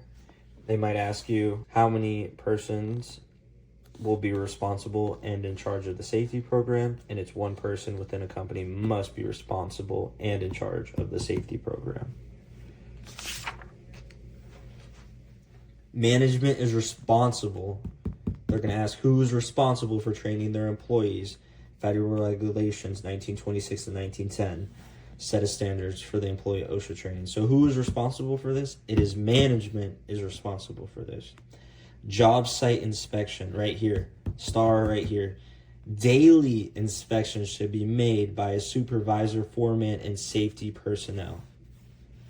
Right there. Star that too. And then here's all your definitions. And then here's our excavation, trenching, and shoring.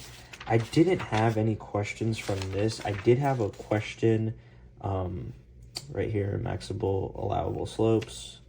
I did have a question from here, the rigging and safety. So if you get anything that has to do with rope or anything, just come here to page 747. So manila rope right here. Synthetic ropes are stronger than natural fiber ropes. Here, this is, I think this was on my test. It's the safety factor, and it says general rigging and hoisting of materials, a factor of 5 is acceptable. However, when the rope is to be used for hoisting or supporting personnel, a safety factor of 10 must be used. And here is the breaking strength factor of safety right here, the working load. For example, assume a rope rated at 1,800 pounds using a safety factor of 5. What is the safety working load? And it's 360. I didn't have anything from here. I had a question from here, and it was this rope right here. And it has the example of the math to do here. So you just have to follow exactly what they're doing. It's pretty that simple right here. Just follow that math. Didn't have anything here.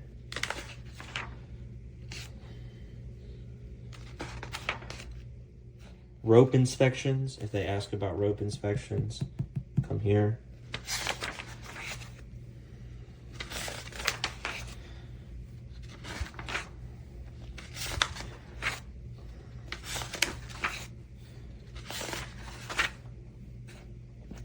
Right here, I have these highlighted.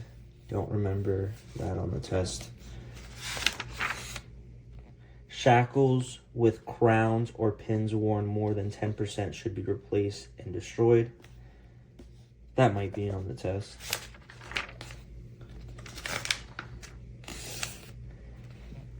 Here I have these highlighted.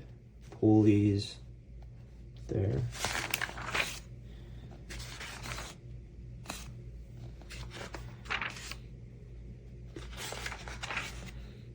All right.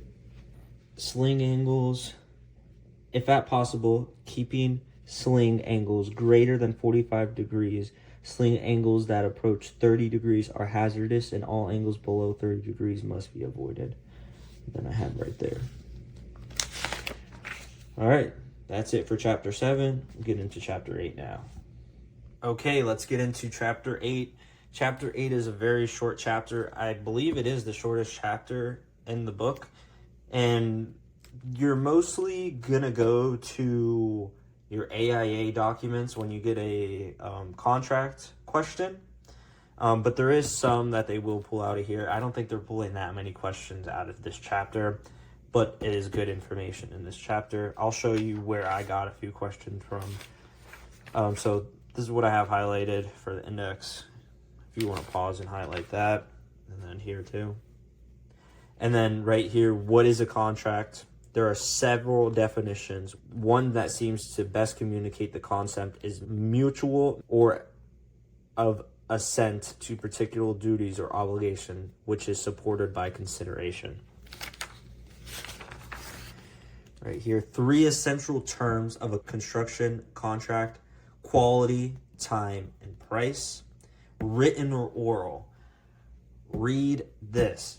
I had 2 questions on the test from this right here, written or oral. Oral construction contracts and subcontracts that are capable of being performed within 1 year are enforceable. Oral contracts for the purchase and sale of materials only of a value of less than $500 are enforceable. And then it says here, the law requires that certain agreements must be in written to be enforceable. In the construction setting, the following agreements must be in written to be enforceable. Here you go right here. So make sure to know this. An agreement that cannot be performed within 1 year of its making, an agreement to arbitrate, an agreement for the purchase of sales and goods having a value of more than $500. So make sure to know where this is exactly and to know what to do with it. Unlawful contracts. The law will not enforce a contract that has an unlawful purpose. In the construction setting, a couple examples of illegality or unlawful contracts are a contract not being licensed to perform the work undertaken. Fixed price contracts. Agrees to perform all the work described in the contract in return for payment of a stated price. Allowances.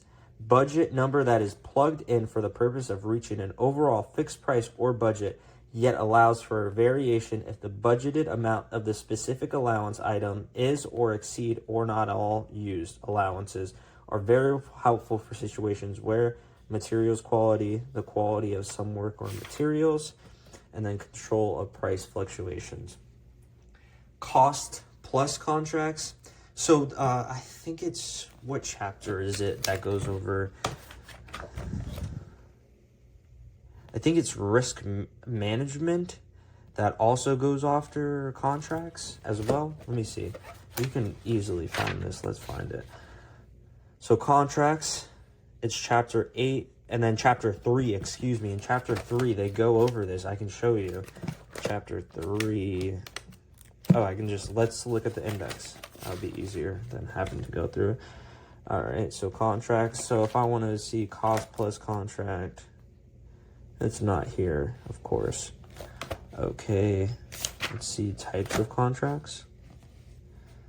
Types of contracts. See, 8.7. So it's leading here of the types of contracts. And then I can go to, where to go? 378. And it explains the same thing. Let's see. Yep, has the types of contracts as well. Cost plus contracts, and right here, cost plus contracts. Just to give you guys an example that sometimes there's 2 ways to find the answer in the book.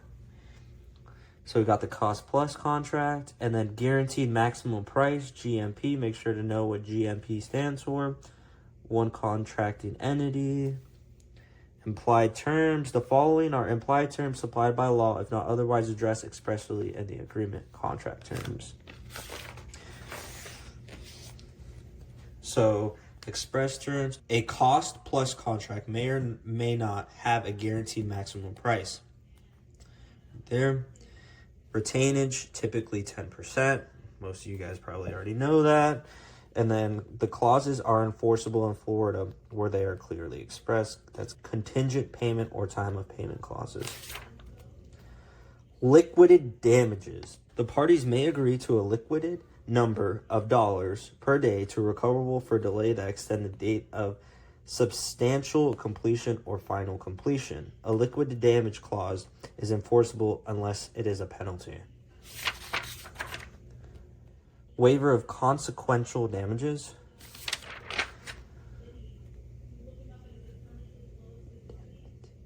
Indemnity clause. Common law, indemnity only applies if the innocent party is completely without blame. Under the law, a contract may be terminated for material breach.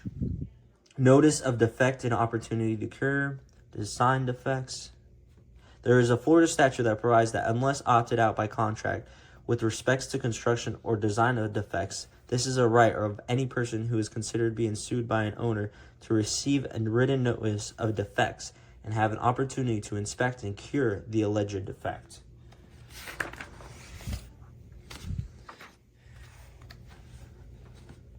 Right here, statutes of limitations. So, to put an end to disputes in pursuit of the second purpose, there are statutes of limitation. The statutes of limitation for a written agreement in Florida is 5 years. Remember, if they ask you the statute of limitation for a written agreement in Florida, it's 5 years. 5 years. Okay, the statute, this I had on my test. The statute of limitation for an oral agreement for negligence or for other causes of action arising out of design or construction is 4 years. With respect to the 4-year statute of limitation, there's also a statute of response that relaxes the statute.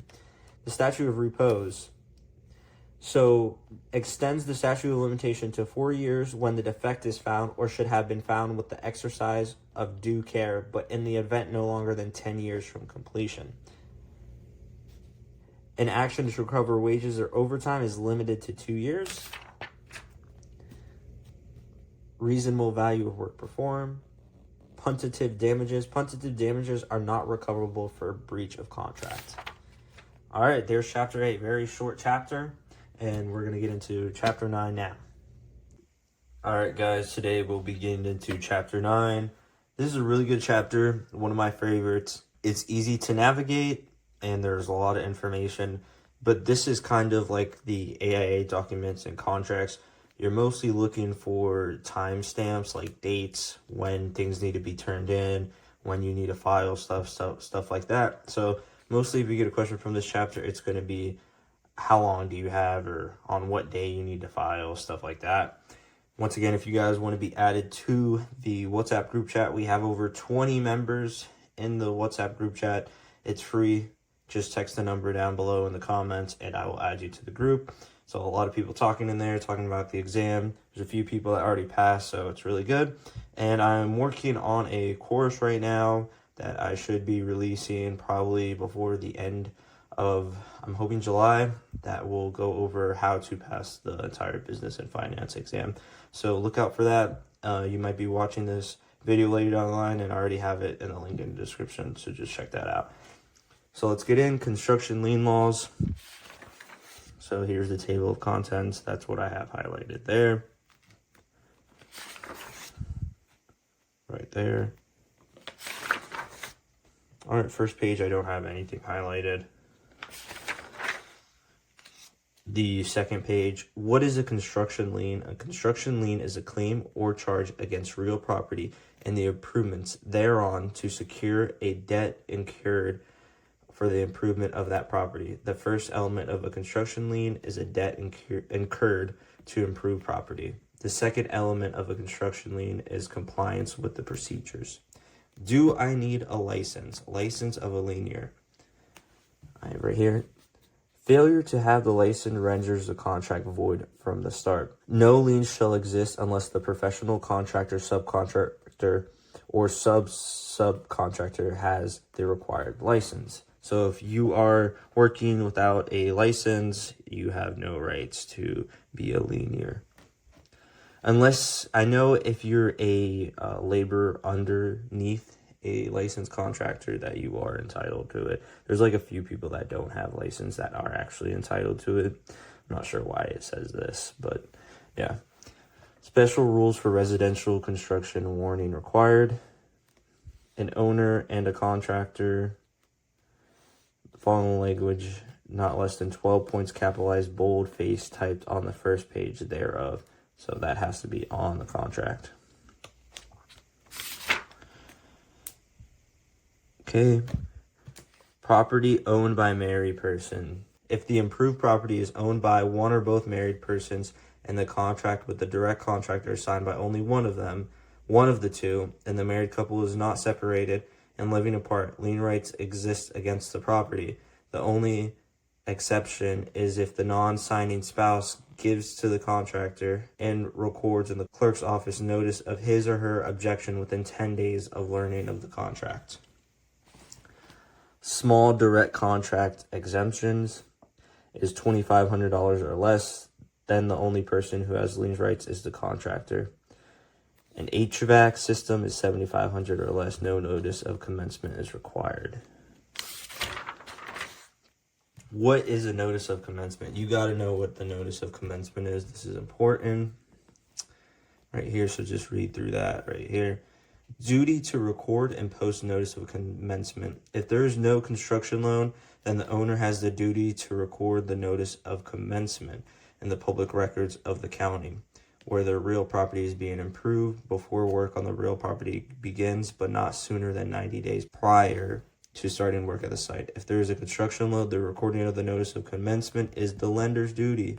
The owner is obligated to post a copy of the notice of commencement at the job site, regardless of who records the notice of commencement. So you see all the time for the notice of commencement, they'll usually just send a notary out to someone's house to sign it, the notice of commencement. Time to record notice of commencement. So right here I have this highlighted and underlined, so this is important. The notice of commencement is to be recorded before construction starts, but not sooner than 90 days before the construction starts. It stated that over here as well. Okay. Duty to keep notice of commencement effective during the entire job. The notice of commencement has a slot in paragraph 9 of the form for the expiration date. So let's see, slot paragraph 9. Expiration date, notice of commencement right here so you can see it. That's what they're talking about. If no date is filled in, then the date is 1 year from the date the notice of commencement is recorded. A notice of commencement may be amended before it expires to extend the expiration date. So a question that you might get is, if the notice of commencement is expiring, do you have to file a new notice of commencement? No, you don't. You just have to amend it. So you just make a effective period. If there is no effective period placed in that paragraph, then the notice of commencement is effective for 1 year from the date of recording. If a notice of commencement approaches expiration and the job is ongoing, the owner should amend the notice of commencement.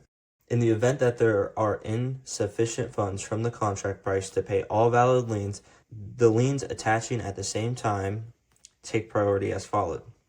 So this is who gets paid first when a lien gets paid. The liens of laborers, liens of everyone else except the contractor, and lien of the contractor. So as the contractor, you have all the responsibility, you have all the liability, and you're going to be the last person to get paid. It's great, right? It's so good. A lienier is defined as, read this over a few times so you understand what is a lienier and if you are a lienier.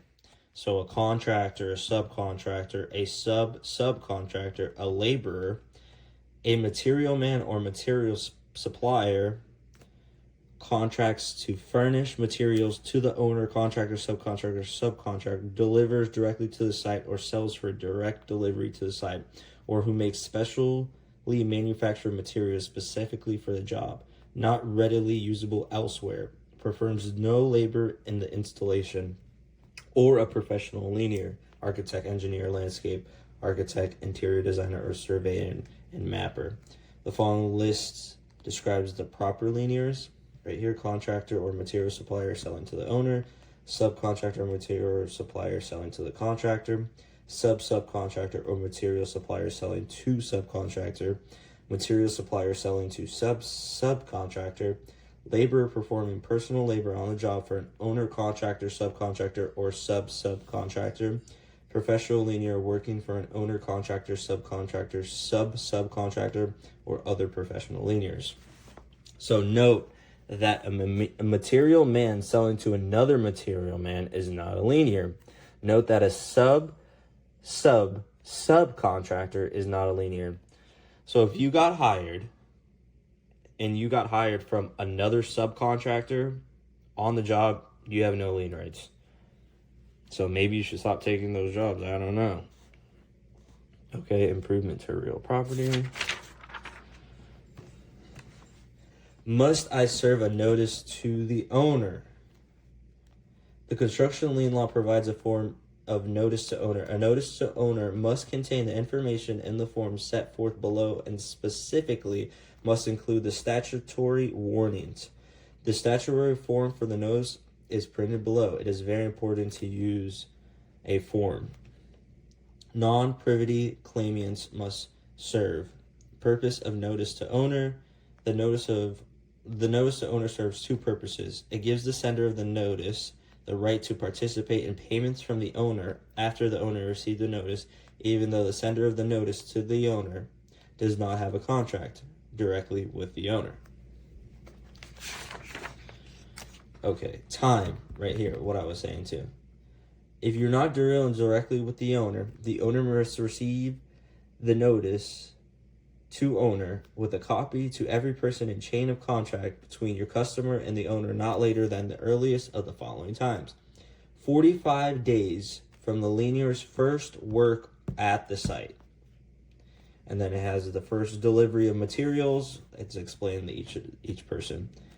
Prior to the time that the owner makes final payment in reliance upon a finals contractor's affidavit, even if sooner than 45 days from first work or delivery of materials by the linear, or if you are a subcontractor, a material supplier, or a subcontractor, or a material supplier to a subcontractor, then prior to the time that the subcontractor above the linear has been paid in full.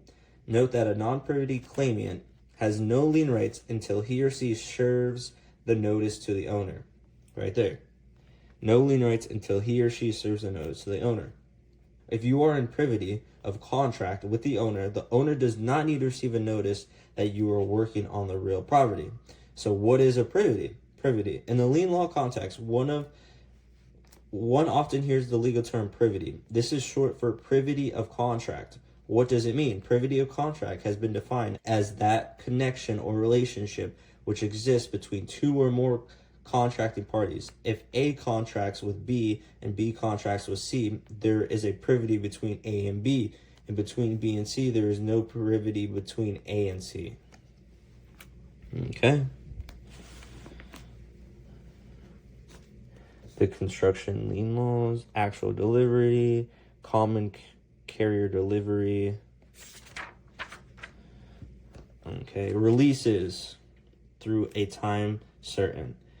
This is the release that release all lien rights through date recited in the release. So this is when they pay off the lien, and then you can just issue a release. Release of specific sum. Hereby release its lien in the amount of, and then you put the amount. Claim of lien. This is very important as well. The claim of lien is the document that is recorded in the public record as notice to the world of the claim of the lienier against the property. The claim of lien were described in Florida Statute 713.08. Notice the following about the claim of lien form. So make sure to read through this, understand this. So this is the important part right here. The claim of lien must be recorded in the county, very specific. It says the county where the improved property is located, not later than 90 days from last work. In the case of someone working under a contractor who has been terminated, the lien must be recorded within 90 days of termination of the contractor, if sooner than 90 days from the last work. So they might ask you, where do you record the claim of lien? You record it with the county and 90 days from last work. Serve a copy of claim of lien on the owner. Claim of lien on the owner not later than 15 days from recording. The owner can claim a defense to the extent the owner suffers damages due to failure to receive the copy of claim of lien within 15 days of recording. So I buy and sell houses, and I deal with rental properties all the time. And this stuff is so important. So if you're evicting someone from a house, you have to give them 60-day notice to leave the house. If you cannot prove that you sent that in 60 days, then you have no case. So sending the 15 days from recording is actually very important. So it's stuff you need to know. A claim of lien is effective for 1 year from the date on which it is recorded. Okay. Extend the life of the lien. Claim of lien. The owner may shorten the time to enforce the claim of lien, recording a notice of contest of lien. Okay. If the lienier fails to file a lawsuit to enforce the lien within 60 days of the date, the clerk of court certifies in the notice of contest of lien that a copy was served on the lienier, lien rights are lost. Okay.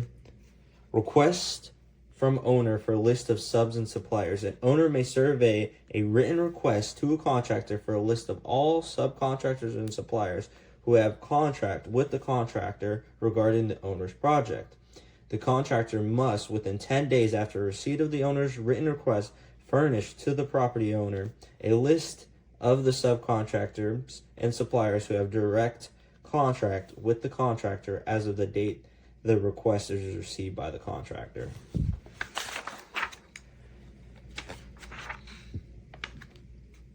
Contractor's final payment affidavit. The statute says that the contractor must, in any event, give the owner a final contractor's affidavit not later than 5 days before the contract files suit to enforce the contractor's lien. Okay. Retaking materials. So if you install, once the materials have been installed, you cannot install them to take them back.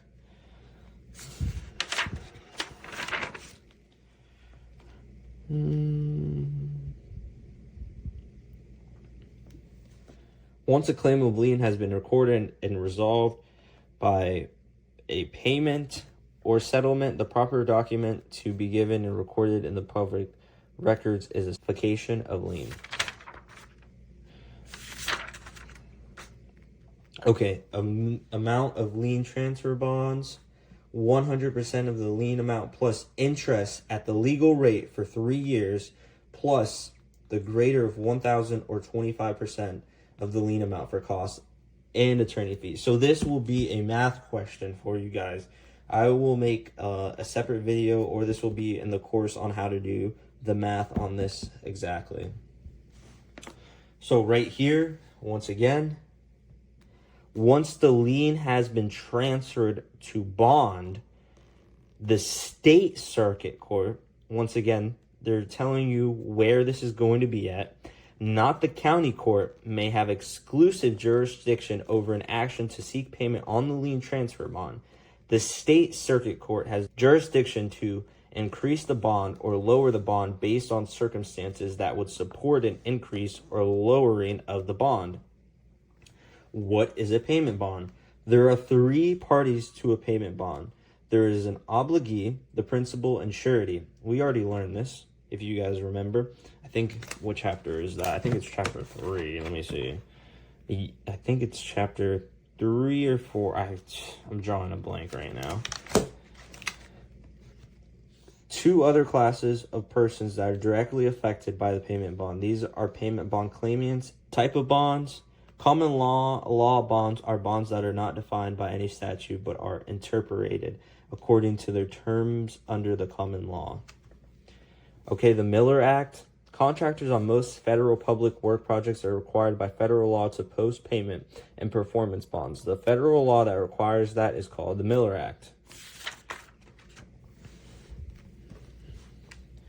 Little Miller Act bonds. Contractors on public work construction projects for any state, county, municipal, or other public authority other than the Department of Transportation in excess of $200,000 are required to post payment and performance bonds. Let's see if I got anything else.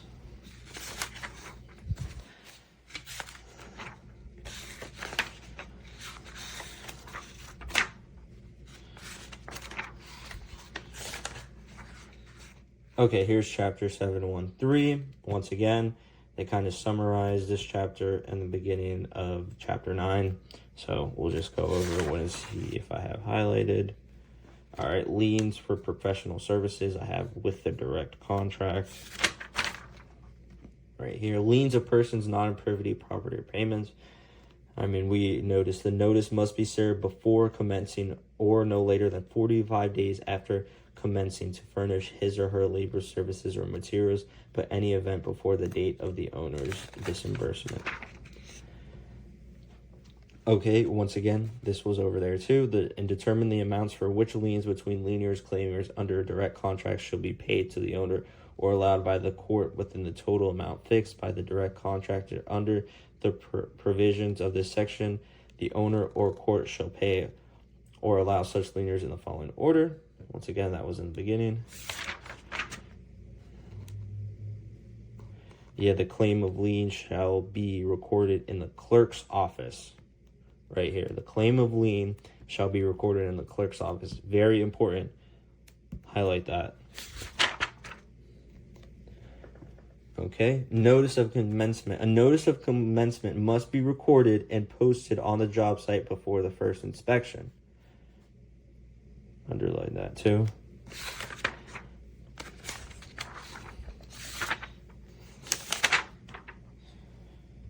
Okay, payment duration of lien. A lien provided by this part does not continue for a longer period than 1 year after the claim of a lien has been recorded or 1 year after the recording. Payment bond. Copy of the bond shall be attached to the notice of commencement when the notice of commencement is recorded.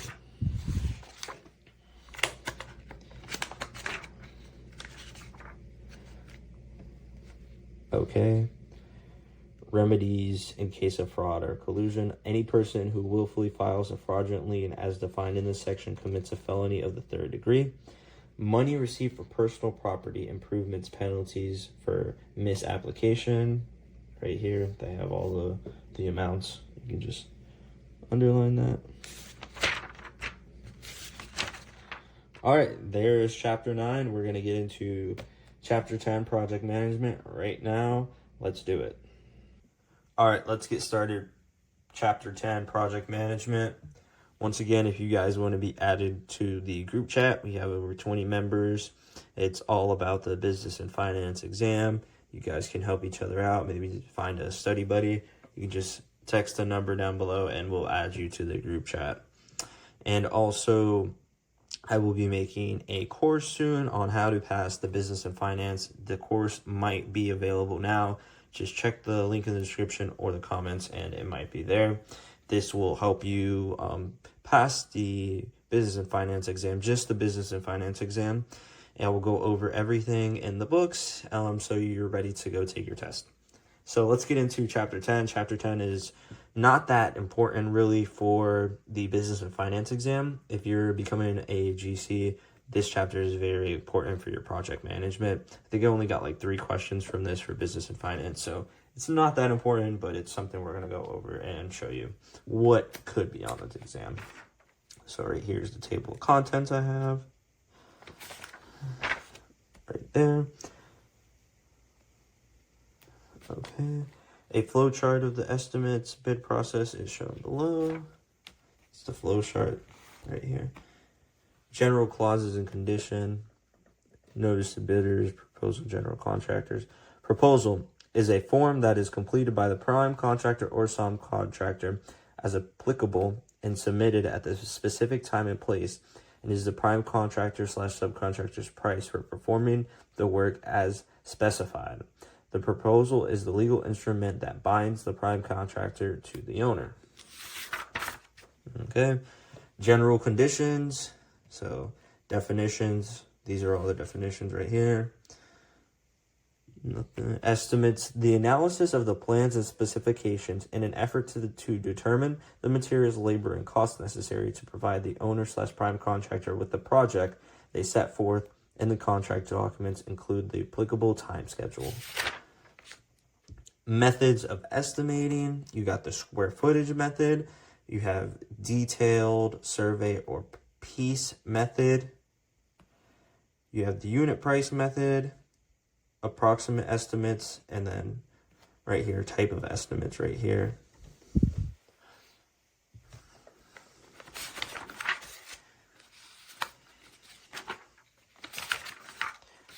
All right. Material estimates. Material estimates are used as a basis for construction material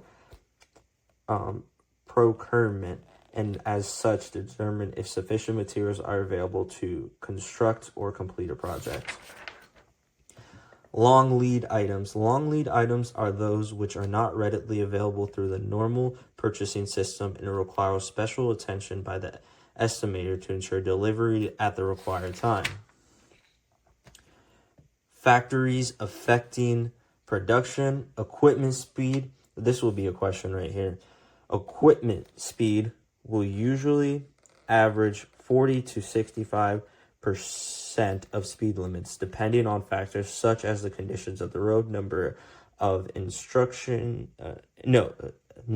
intersections to be crossed, amount of traffic, and length of haul, type of materials, safety factors, the experience of the operators, the age and condition of equipment, completion time affects production, climate. Labor estimates, preliminary manpower estimates. A good preliminary should vary less than 15% from the detailed estimates. Detailed manpower estimates. Factors affecting production, weather conditions, the skill and experience, the time allocated for completion, the size of the crew, site accessibility, type of equipment available. All right, foreseen conditions right there. Okay, so right here, 1 man day equals 8 man hours of direct labor. Construction contracts. When a conflict, this is important right here. When a conflict exists in a contract, the specific provisions prevails over the general provisions. Once again, the specific provision prevails over the general provisions. The handwriting provision prevails over the type provision, and the type provision prevails over the printed provision. In the event there is an inconsistency where numbers are expressed in words and figures, the words govern. So it's like a check. Whatever the check says in the writing governs over the numbers. Source of standard industry informs include those type of contracts, competitive bidding, typically fixed price, second major, direct owner contract negotiations, lump sum cost plus guaranteed maximum price contract. The advantage to this form of contracting is that it puts the owner and contractor on the same team and encourages cost savings as well as value engineering by returning money to both the contractor and owner. Then project administration. Responsibility for job progress typically relies with a project engineer or field superintendent. The project engineers or superintendent completes the job status report for each project each month, indicating the percentage completed by each major construction activity, basis for monthly requisition, and also the basis for the monthly calculation of estimated total job cost.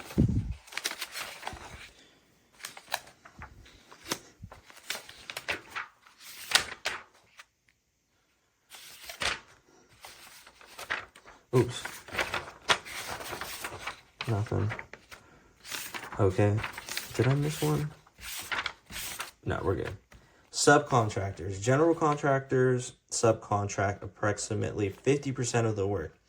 When you add to this the additional percentage of total costs represented by material purchase, 50 to 70% of the total job costs are generally included in the subcontract or purchase area. Okay, network analysis. So the only planning methods were those that had been developed for use in manufacturing. Critical path analysis, CPA, critical path method, CPM, and project evaluation and review technique, PERT, are represented of numerous titles. The basis of any of these approaches is the analysis of a network of events and activities. For this reason, the generic title covering the various systems is network analysis. Advantage of network analysis, make sure you know that, the advantages right here, and the disadvantages. So project planning, the planning steps most commonly followed in the industry are preliminary. Note, the preliminary phase should identify between 10 and 15 activities key to major construction phases of the project.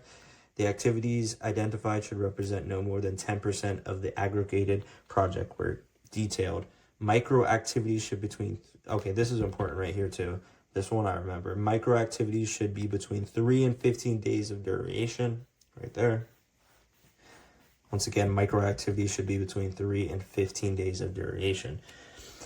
I had this on my test too. The network construction. A network is used to represent any sequencing of priorities among the activities which constitute a project. This sequence is determined by two types of dependencies, hard and soft. Right there. I had this on the test. It was asking me what hard was. I don't remember specifically. Project schedules. Right here, the project schedule should be formally reviewed and updated at least once every 30 days. Projects should be posted at least weekly.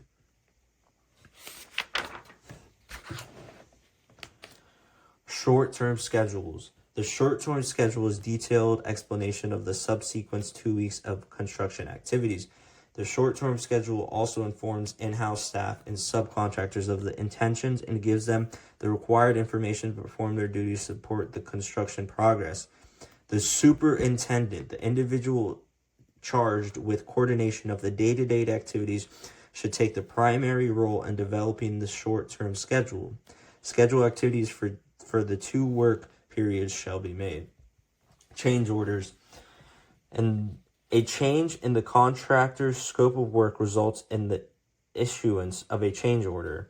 Change and extra work can be initiated by the architect/owner, the representative, or the contractor's request for change can be initiated by the subcontractor, vendor, or contractor.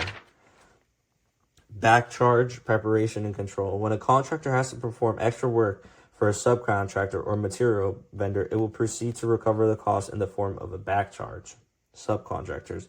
The following subcontractor documents should be submitted to and approved by the contractor prior to the subcontractor's commences its work.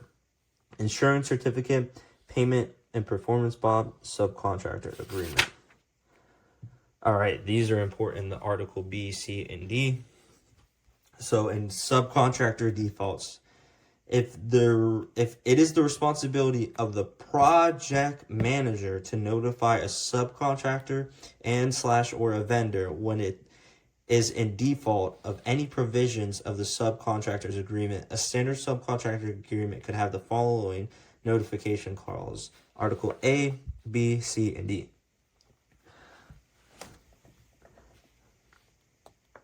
Submission and shop drawings. The overall time frame work for receiving submissions is defined by the construction schedule and contract documents. I think I forgot to go over. I'm sorry. I didn't do this page, I think. I think I missed this page. Now, because I'm like, where's the CSI? I missed this page. I'm sorry. Let's go over it really quick. This is 10.6 and 10.7. So plans and specifications for project. The specifications for a project have to be interpreted as a legal document In either case, the courts have held that the project specifications are the guiding documents and takes proceeding over the plans or other project documents. When differences between the plans and specifications are found, they should be addressed in a formal document called a request for information, RFI, architect/contractor. CSI formatting is the Construction Specification Institute. So CSI format, this method divides the specifications into 50 specific divisions and 49 technical divisions to provide a standard reference and filing numbers for bidding and contract forms as shown below. So they'll just ask you like what division is earthwork in, stuff like that. So make sure you know where the CSI format is, because they will for sure ask you a question on this. I'm sorry I missed over this page and I'm getting to it now, but make sure you know where the CSI format is. All right, let's get back. Where was I? I think I went over that already. Yeah, we went over this. Back charge. Okay. Yeah, we went over this. Okay, job responsibilities. Go over all of this. Very important. Go over this. This is project manager. It lists all the job responsibilities. It has the project superintendent, the project engineer, and the project accountant. Has all of these, so make sure to go over that. And they have a little definitions area here. So if you don't know something, this is a little cheat sheet. They have the definitions here. Right here, a lien, an encumbrance that usually makes real or personal property the security for payment of a debt or a discharge of an obligation.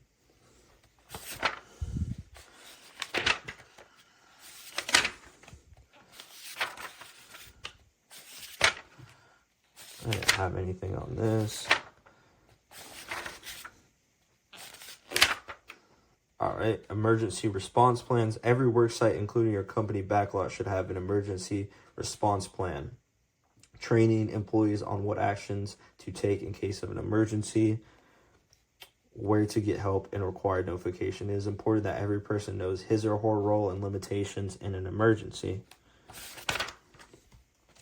Okay, cost of environmental non-compliance is $10,000 per day per violation. Hazardous waste management, record keeping, resource. All right. Send a notification of all demolition projects, even if there is no AACM present in the structure, to the Florida Department of Environmental Protection at least 10 working days before beginning the demolition. FDEP has a notification form. Okay, wetlands. The U.S. Army Corps of Engineers is the permitting agency for the federal government. All right, there we go. Chapter 10 is done. Hope you guys liked the video. Once again, I have the group chat down below and the course is being created, so make sure to look out for that, or it could be already released right now. If you guys have any questions, just leave a comment down below, and I hope you guys like it. If you're watching the full video, congratulations, you went through all 10 chapters of the Contractor Manual, and now we're going to get into the Builder's Guide to Accounting and the AIA document. So I hope you guys like my videos. It takes a lot of time to do these videos and edit these videos. Liking down below and commenting down below helps me a lot. So see you guys in the next one. Peace.